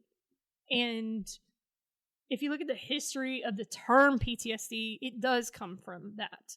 However, it's more than that now, and we've learned that. And for me to say I have PTSD from that, I still feel shame from it because I still feel like I'm taking away from a combat veteran, which I feel was more traumatic. It has to be seeing one of your friends die from combat or a situation. I can't relate to that because I've never been in that situation. But that's why to use the word PTSD feels like a fraud. We've had this discussion before on the show that, it does originate from combat and everything, but we have to start looking at it on a sliding scale. Because, I think that combat PTSD needs to be labeled combat PTSD in its own category. Mm-hmm. Because I understand people can get PTSD from car wrecks. You can get PTSD from being kicked off a fucking horse. Yeah. It all matters differently. But even look at military sexual trauma. That wasn't really necessarily a commonly used phrase like PTSD until just recently. Yes. And even back during your time, it was either basically rape or assault, mm-hmm. and if it deals with sex, it's more rape than assault. And so I think it coming down to the fact that now we can actually say that some people, for their reasons, for certain specific aspects, have military sexual trauma, post-traumatic stress disorder. Yeah. So I mean, I don't want people to ever think that it's only a combat thing. I hate that. I just know it needs to be a different word. Mm-hmm. It needs to be a different designation, and we have to treat all PTSD on a variable scale. Yes, and I've learned that recently, especially with getting involved with the VA. Again, that was another misconception I had for years and years and years. I always thought that was for old combat vets, or homeless people or people that can't afford insurance, It wasn't for me. And I used to call myself a nothing veteran because I didn't retire. I only did 11 years and I wasn't disabled. I was a veteran, but I'm just a veteran. That's how I used to see it. And better than being just a civilian. Yeah. You never signed up. And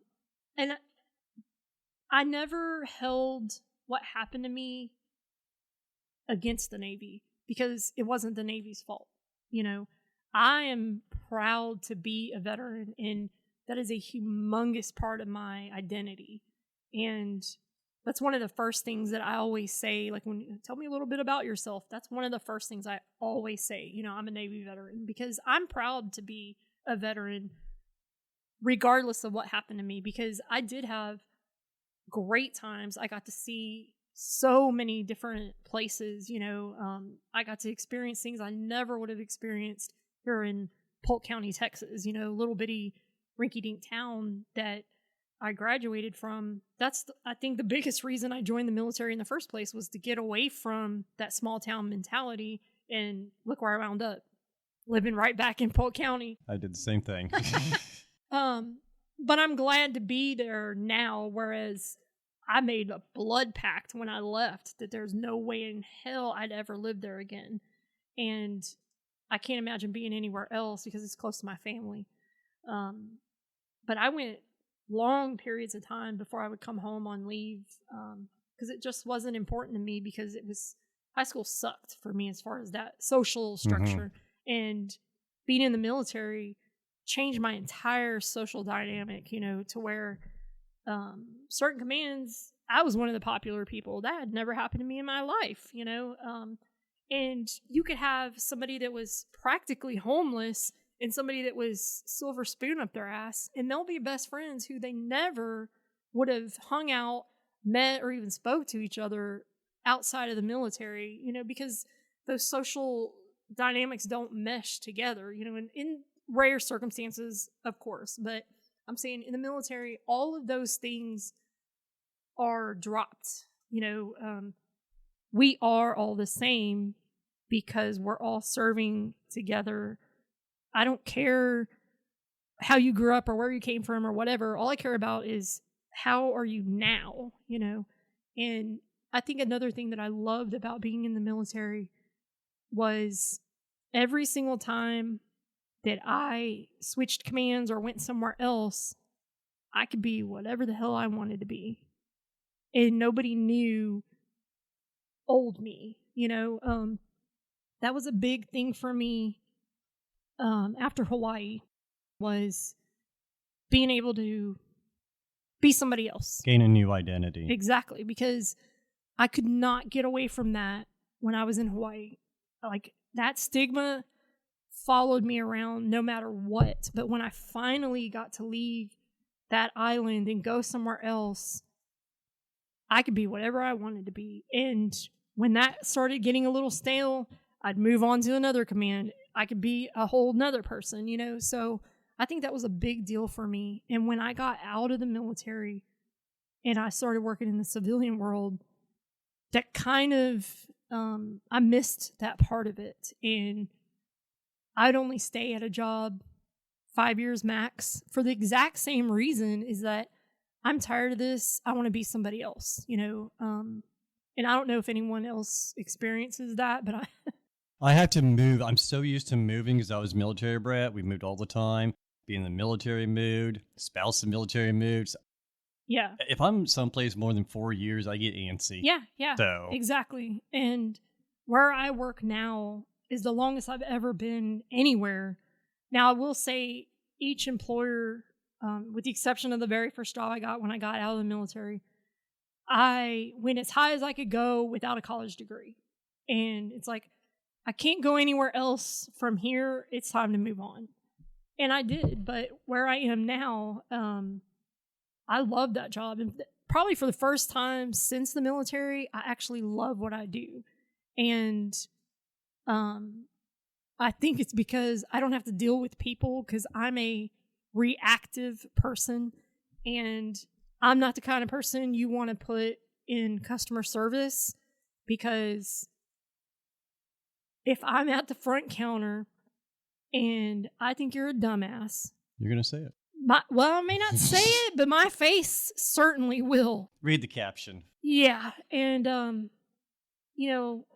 they know that about me. When you're on the phone, you can fake it, but in person you can't. And it's hard because there are a handful of people that just like to be an asshole to be an asshole.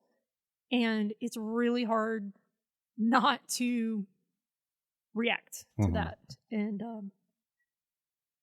luckily, when I was at my wit's end with that position, to where I didn't know that I could hold my tongue anymore towards an unpleasant person, an opportunity came up to where I could switch departments that did not require me to be on the phone.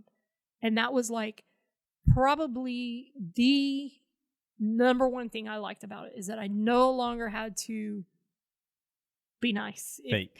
Be fake, be nice. I'm a nice person, but when you're an asshole to me, you're going to get what you give. And I don't have that fear anymore of, is today going to be the day that I tell somebody off, because I did have an experience where somebody was disconnected. I work for a utility company, and they were disconnected, and instantly they started talking about how much money they made, and I'm sorry, you're too stupid to have a job better than answering telephones. And I'm like, whoa, first of all, don't call me stupid. You don't know me.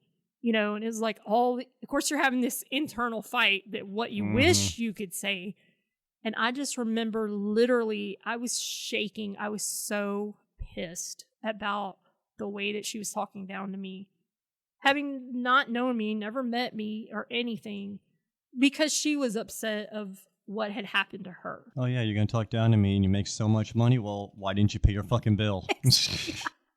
Exactly. And I remember getting off of that conversation, luckily with my job intact, and I had to walk away because I can't rage at anybody, but I had to let it out somehow. And my personality type is, if I get super pissed and I start crying, you don't want to be in my presence, because I'm doing everything in my physical power not to say something I can't take back. I'm not a physical confrontational person, but there's so many things. Weapons. Oh my gosh, yes. And I struggle with that really, really hard, because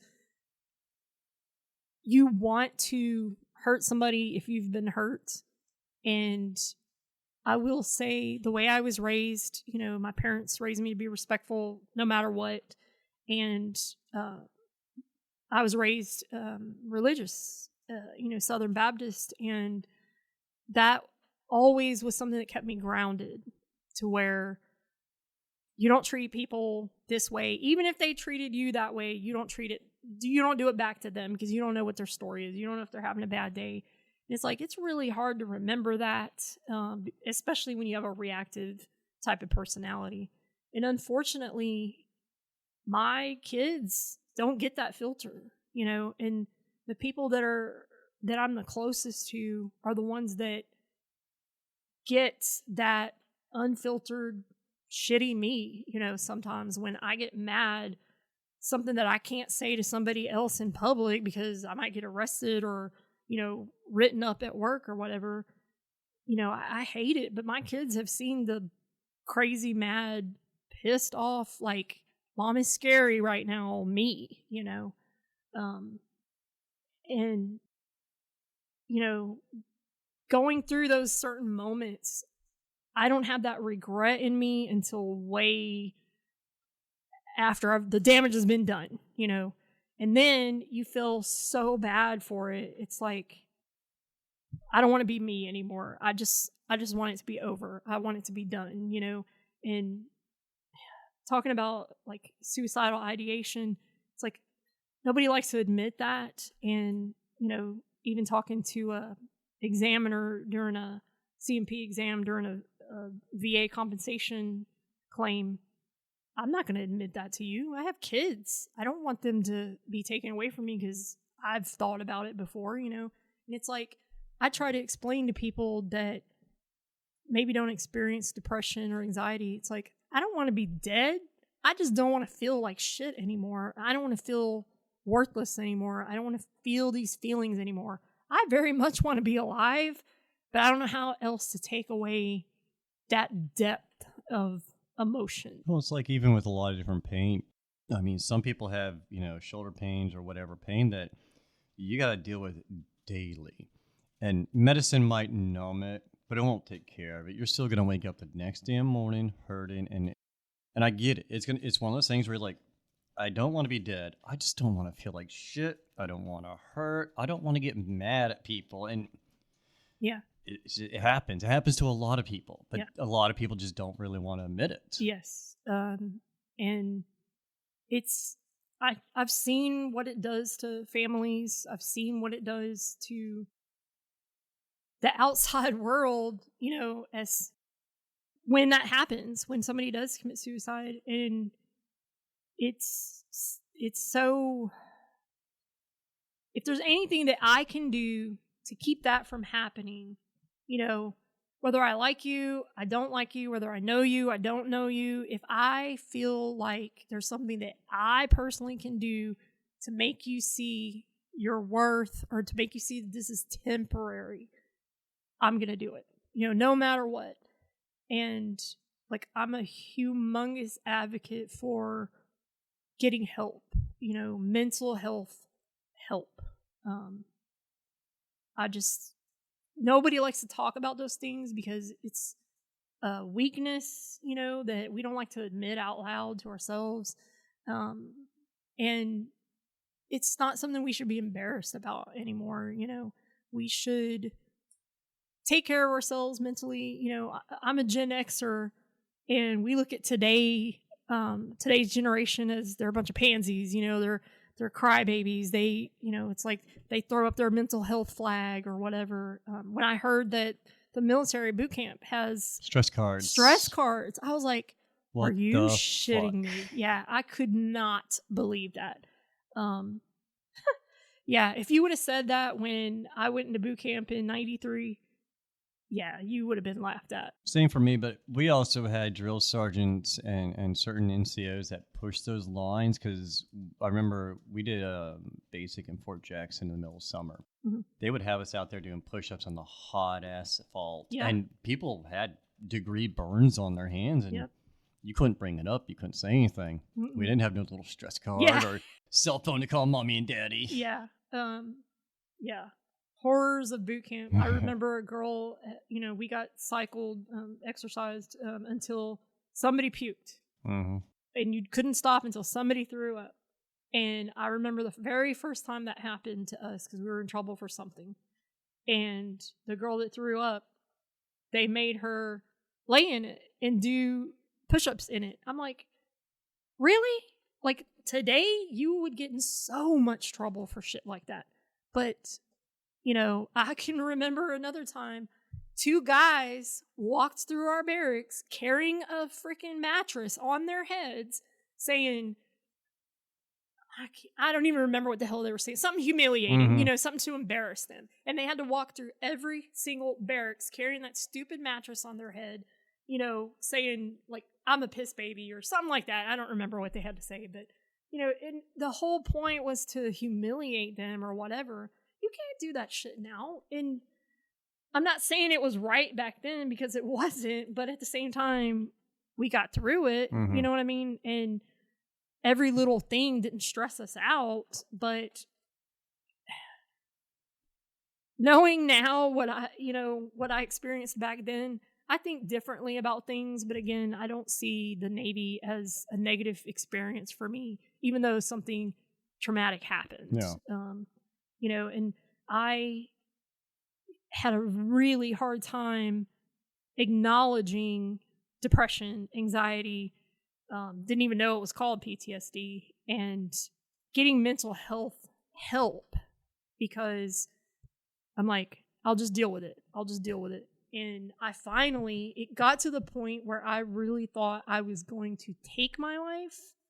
I was raking leaves in the backyard by myself. Nothing had happened in my life specifically to be sad about, or whatever. And I just started bawling uncontrollably in the backyard. And I'm thinking, what the fuck just happened?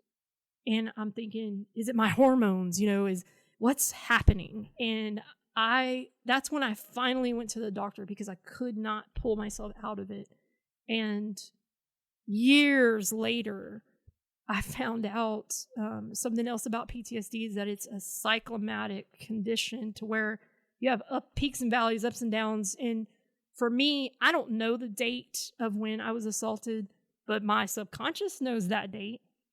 And whatever was going on that particular day, it had to do with a date that my subconscious remembered, even though I didn't know.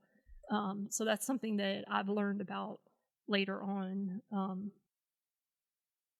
One thing that I want to get across to anybody in general, but especially veterans, because I feel like we have this inner stereotype that we have to be tough or we have to be stronger than everybody else, and things don't bother us. It's okay to not be okay. And I have very, very close friends that, they went through the veterans, the VA, and they filed for compensation for different conditions, and I always had this negative stereotype that that's just for combat veterans, or that's just for people that don't have insurance, or and I've always had a job when I got out of the military that had medical insurance, so it's like I'm taking away from somebody else is how I always saw it. And then whenever I found out that they were granted compensation, I remember, admittedly, I thought negatively of it. I'm like, you're taking away from somebody else. That was always my thought process, is you're taking it away from somebody else that needs it more. And there was no way I was going to put myself in that situation. And I had a coworker that was a guy that was Air Force veteran that I wouldn't say every day, but he had his own journey that he was going through, the VA and just getting medical treatment in general. But then, when the PACT Act was instilled, that was something that I fell under.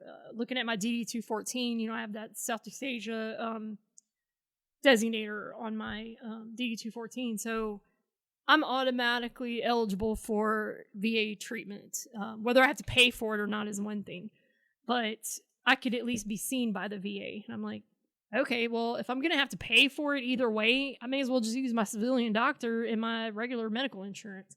And they were like, you could do that, or you can start the process here. So I'm like, fine. So y'all will shut up and leave me alone about it. I will look into it. And I finally went to a conference. I think they had this big job fair. It was that type of situation. And they had VA representatives to where you could see if you were eligible to do it.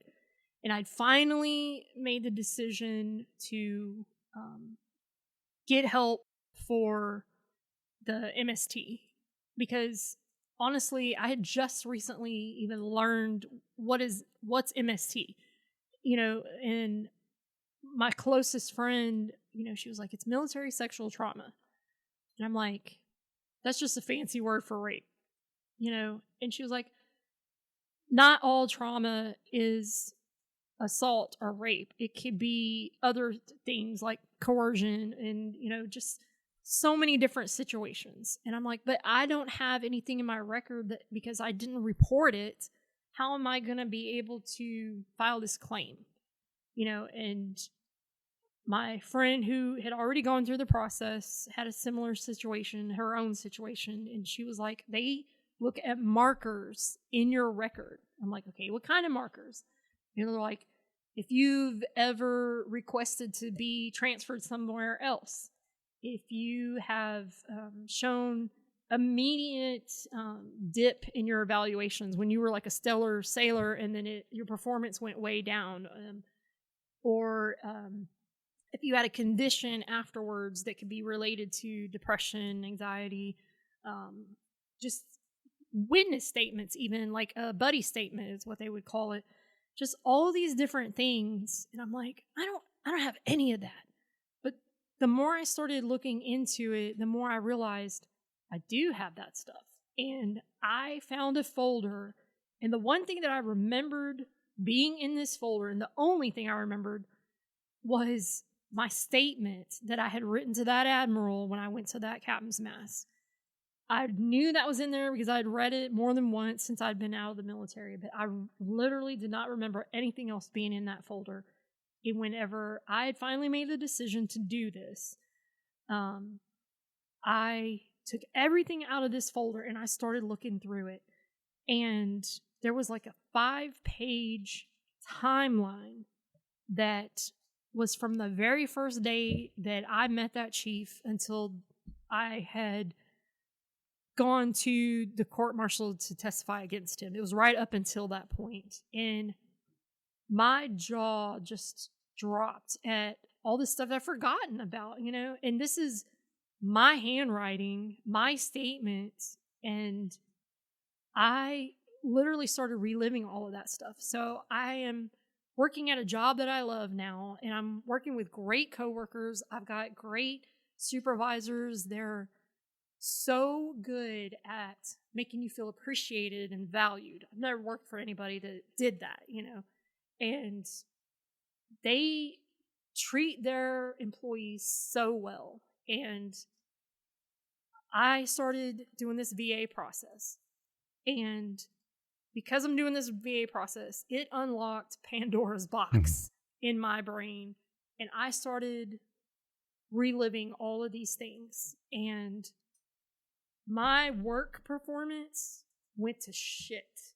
And I started making really big, visible mistakes.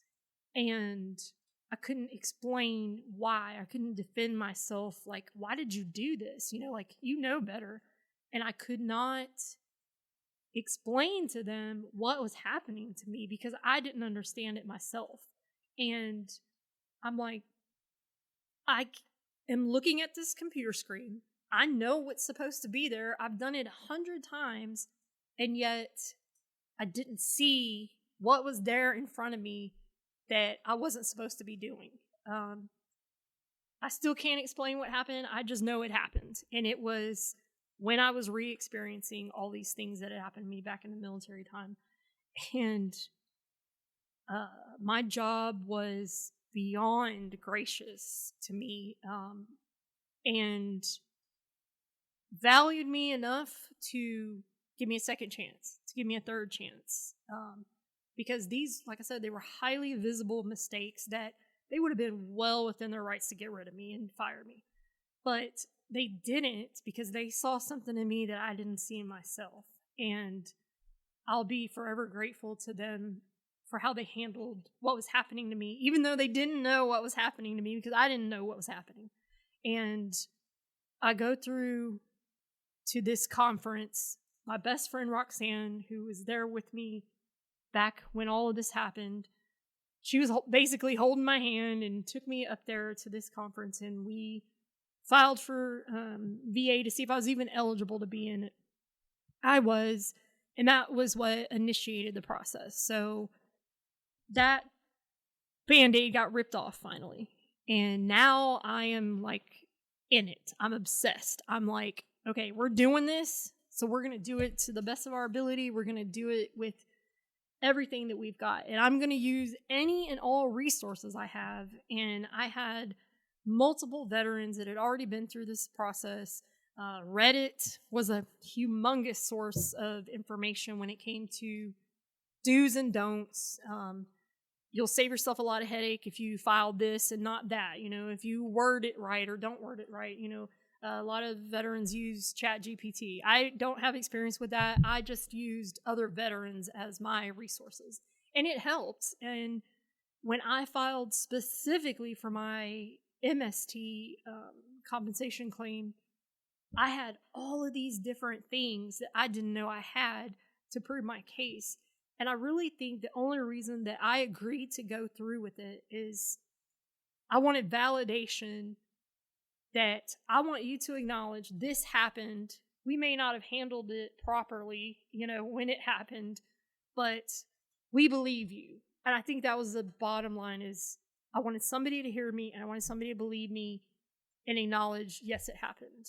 And it took about a year, which is a short amount of time compared to most people that do it, that I was able to get the VA compensation. Like I said, I have my fellow veterans and friends to thank for that. So now I want to pay it forward. And my ex-husband, we're not best friends or anything, but he fell under all the different conditions, for the PACT Act. And I'm like, have you ever thought about, going with the VA and filing for compensation and doing this and that? And he had the same mentality I did. No, I've got insurance. I don't need to do that. Or is that really a thing? And all of the exact same questions and hesitations that I had, he had. But with me pushing him and getting them the information, and his wife helped him so much. But he was the type of person, he just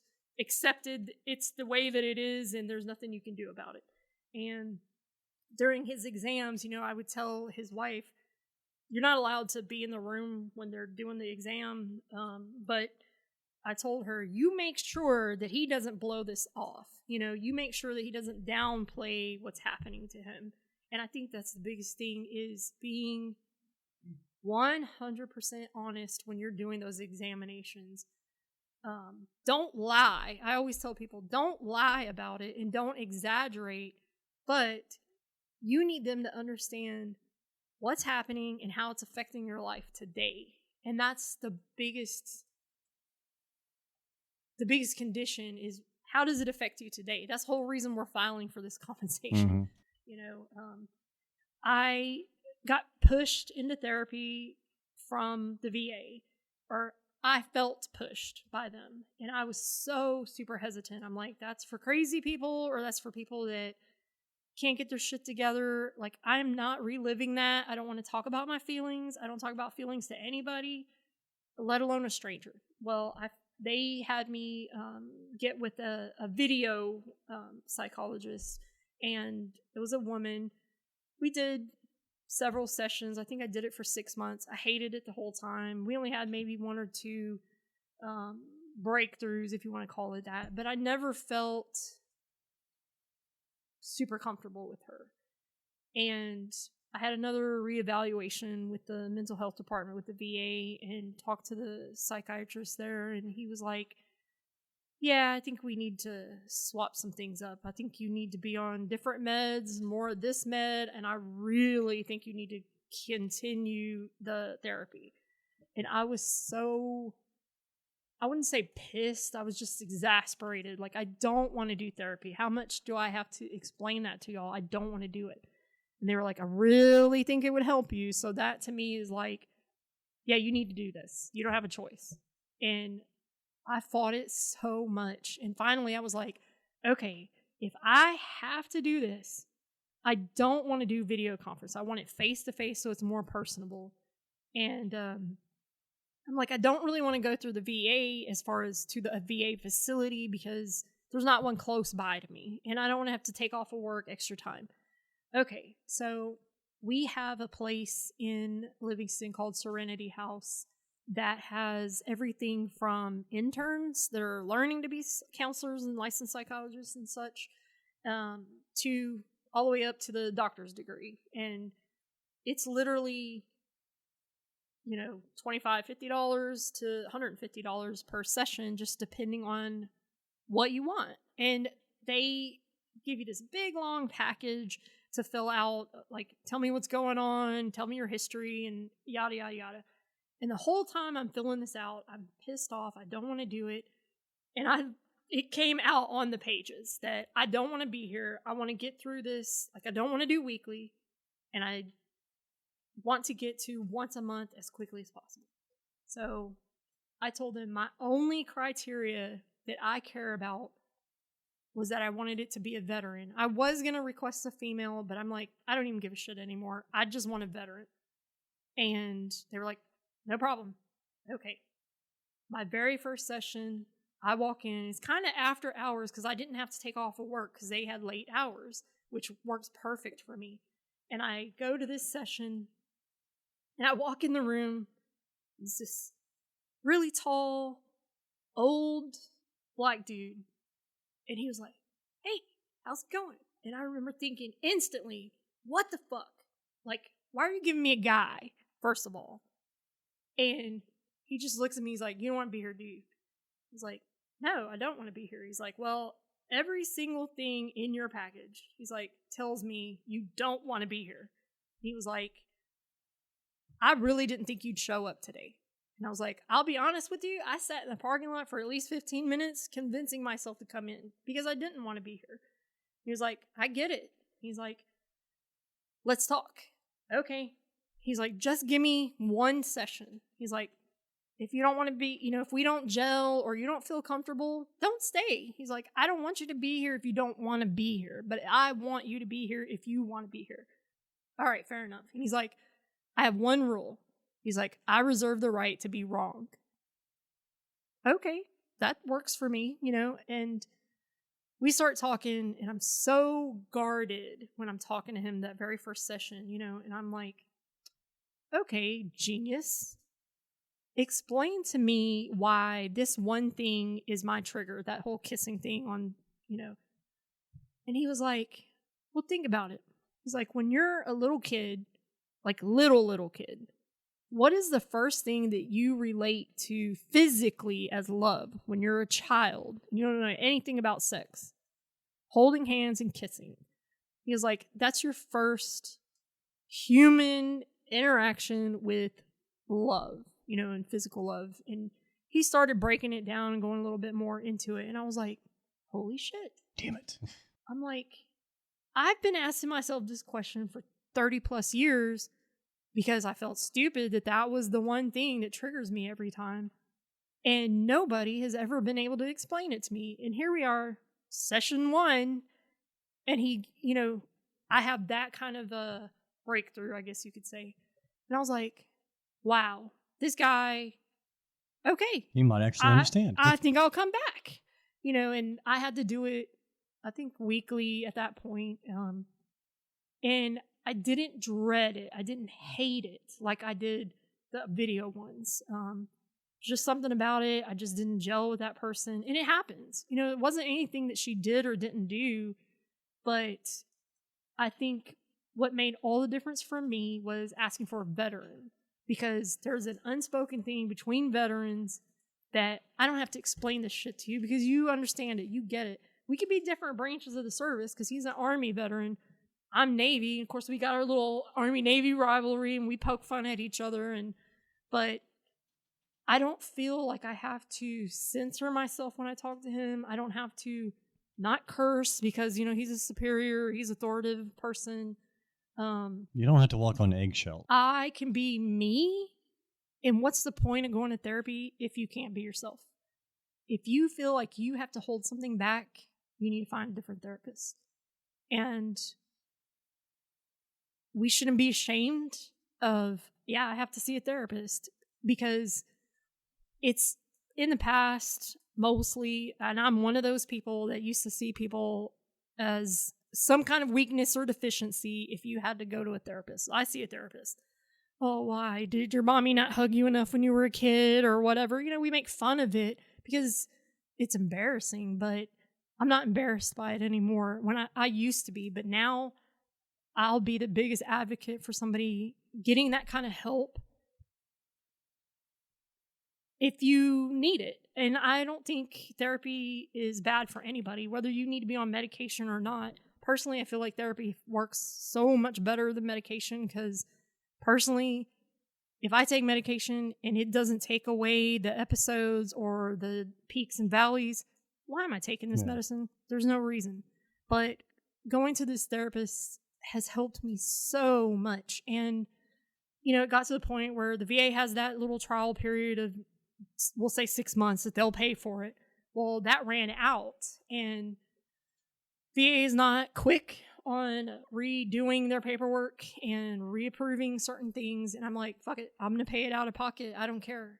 And I've been going ever since, paying out of my own pocket for it. And it's been probably the one thing that's helped me the most. And he also specifically has several other MST patients, that he'll talk about as far as not them, but behaviors that we have. And he gave me this pamphlet of characteristics of PTSD because it's always been a combat thing in my mind, and when he let me read this paper, there's like 12 characteristics and I had 10 out of the 12. And I'm like, holy shit, and it just has helped me to understand the condition better and not be so judgmental, not only of myself, but of others, that's such a hard thing to overcome, is feeling like there's something wrong with you, and one thing that he told me during a therapy session once was, you are not unique. And what he meant by that is, you are not the only one that experiences these things. I'm like, I feel like I'm a totally fucked up person for no reason. He's like, but you have a reason, and one of the most profound things that he said to me that I gave him hell for later was right when we were ending a session and I'm getting up off the couch to walk out the door. He was like, I want you to think about something before our next session. I'm like, okay. He's like, do you forgive them for what they did? And I'm like, what? He's like, I want you to think about that. And when I came back, I was like, I nothing them. I don't think about them. I was like, I don't know what that word means in this context. And I didn't know until now. I didn't know what that meant because I never wasted my time thinking about them or thinking about that situation. And the more I started talking about it, the more pissed I got about it, And I'm like, I don't wish anything bad to happen to any of those people, but I will say, I hope some of them had a daughter at least, and they thought about what they did. And I hope to God that never happens to somebody in their family or somebody that they know, but I hope that they've thought about what they did when they were 20 or 18 or whatever, and maybe they have regret from it because, I've had to deal with it all this time. But I will fight for anybody that wants information, that needs to hear a story of someone else's experience when it comes to specifically military sexual trauma, because everybody's trauma is different, but it's trauma to that person, and it's taken decades for me to understand it. And I think the biggest thing was forgiving myself. And my therapist was like, that is where I wanted you to go with it when I asked you that question, and I don't think I really have 100% forgiven myself for the situation, because I'm always going to have that blame. Just like I had guilt when I filed for the VA compensation, I felt like I was taking away from somebody else. And if you're experiencing that now as somebody that's just getting into possibly filing for compensation, if you're eligible, or just getting VA treatment as a medical facility, it's not a charity. It's not you looking for a handout. It's you earned it when you served in the military, and that's a really hard thing for some of us to remember is I'm a veteran, you're a veteran, they're a veteran. If you qualify, take advantage of it, because that's why it's there. That's why it was created. Not everybody has good experiences. Actually, I hear, unfortunately, more bad experiences than good ones. But there are good ones out there. And if you don't feel like you're being believed or treated fairly or getting the treatment that you want, say something. That's the biggest thing, is that we don't say anything. And I encourage people to speak up and you are your best advocate. I was about to say, then you beat me. Yeah. If you don't advocate for yourself, how can you expect somebody to do it for you? So, I think overall, that's my number one thing I wanted to get across today when I shared my story is you're not alone. It happens. It's not your fault. That's the big one. That's fucking hard to swallow, is that it's not your fault. No matter what the situation was, it's not your fault. And it's like, I knew all the right things to say to somebody else in that situation, but when it came to saying it to myself, I couldn't do it because I didn't believe it. And I feel like if I share my story, that's going to help somebody else to take that first step, which is the hardest one. It's almost impossible for some of us, but once you take that first step, the rest of them are easy. You may stumble, you may struggle, you're gonna have to relive it to get over it. But if you don't, you're never gonna get over it. You're never gonna get better. You're never going to be able to function afterwards. It's gonna slowly eat you from the inside out. It does. And hiding it and locking it away doesn't do anybody any good, because you think it's doing you good, but it'll come out when you least expect it, and it will rock your world, And I personally will support anybody. I'll give you the information. If I need to go in there with you, I'll do it, because that's how strongly I feel about it. You know, feel free to message me if you have questions, whatever, because I want people to have that information so that they can make a choice, you know, educated choice at that. You know, don't just assume, do your research, you know. So that's what I wanted to say. There's two things I want to hit on real quick before we do wrap up. You were talking about CMP exam.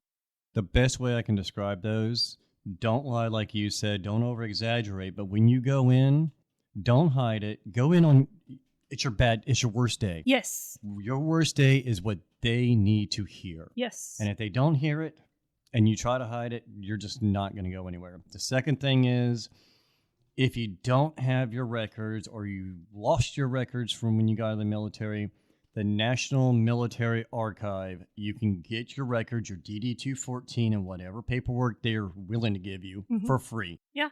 So those are the two big things right there, is that those are two resources that every fucking veteran should know, but no one tells them. Yes. And it's not a fast process. If you think it's going to be quick, it's not. It took me about a year to get my records on a CD. My computer doesn't even have a CD player, so I had to buy an external one, you know, but it was all there. And one of my conditions was validated, I guess you could say, because in the little bitty corner, handwritten in my military record, it showed asbestos exposure. And because of that one little tiny doctor side note, it wasn't even a typed part of my record, I was able to validate a claim because of that one little thing. And you don't know what's in there if you don't have a copy of it. If you can't see what they see, how do you know that they're not overlooking something? And and even on that though, like, go from the Iraq, Afghanistan veterans who were in the burn pit exposure section and stuff, and I think it falls under the PACT Act as well, that it may not be affecting you today, but that shit will creep up on you later. Yeah. I mean, I can't even be around anyone that burns trash, because as soon as I smell it, I know what it is.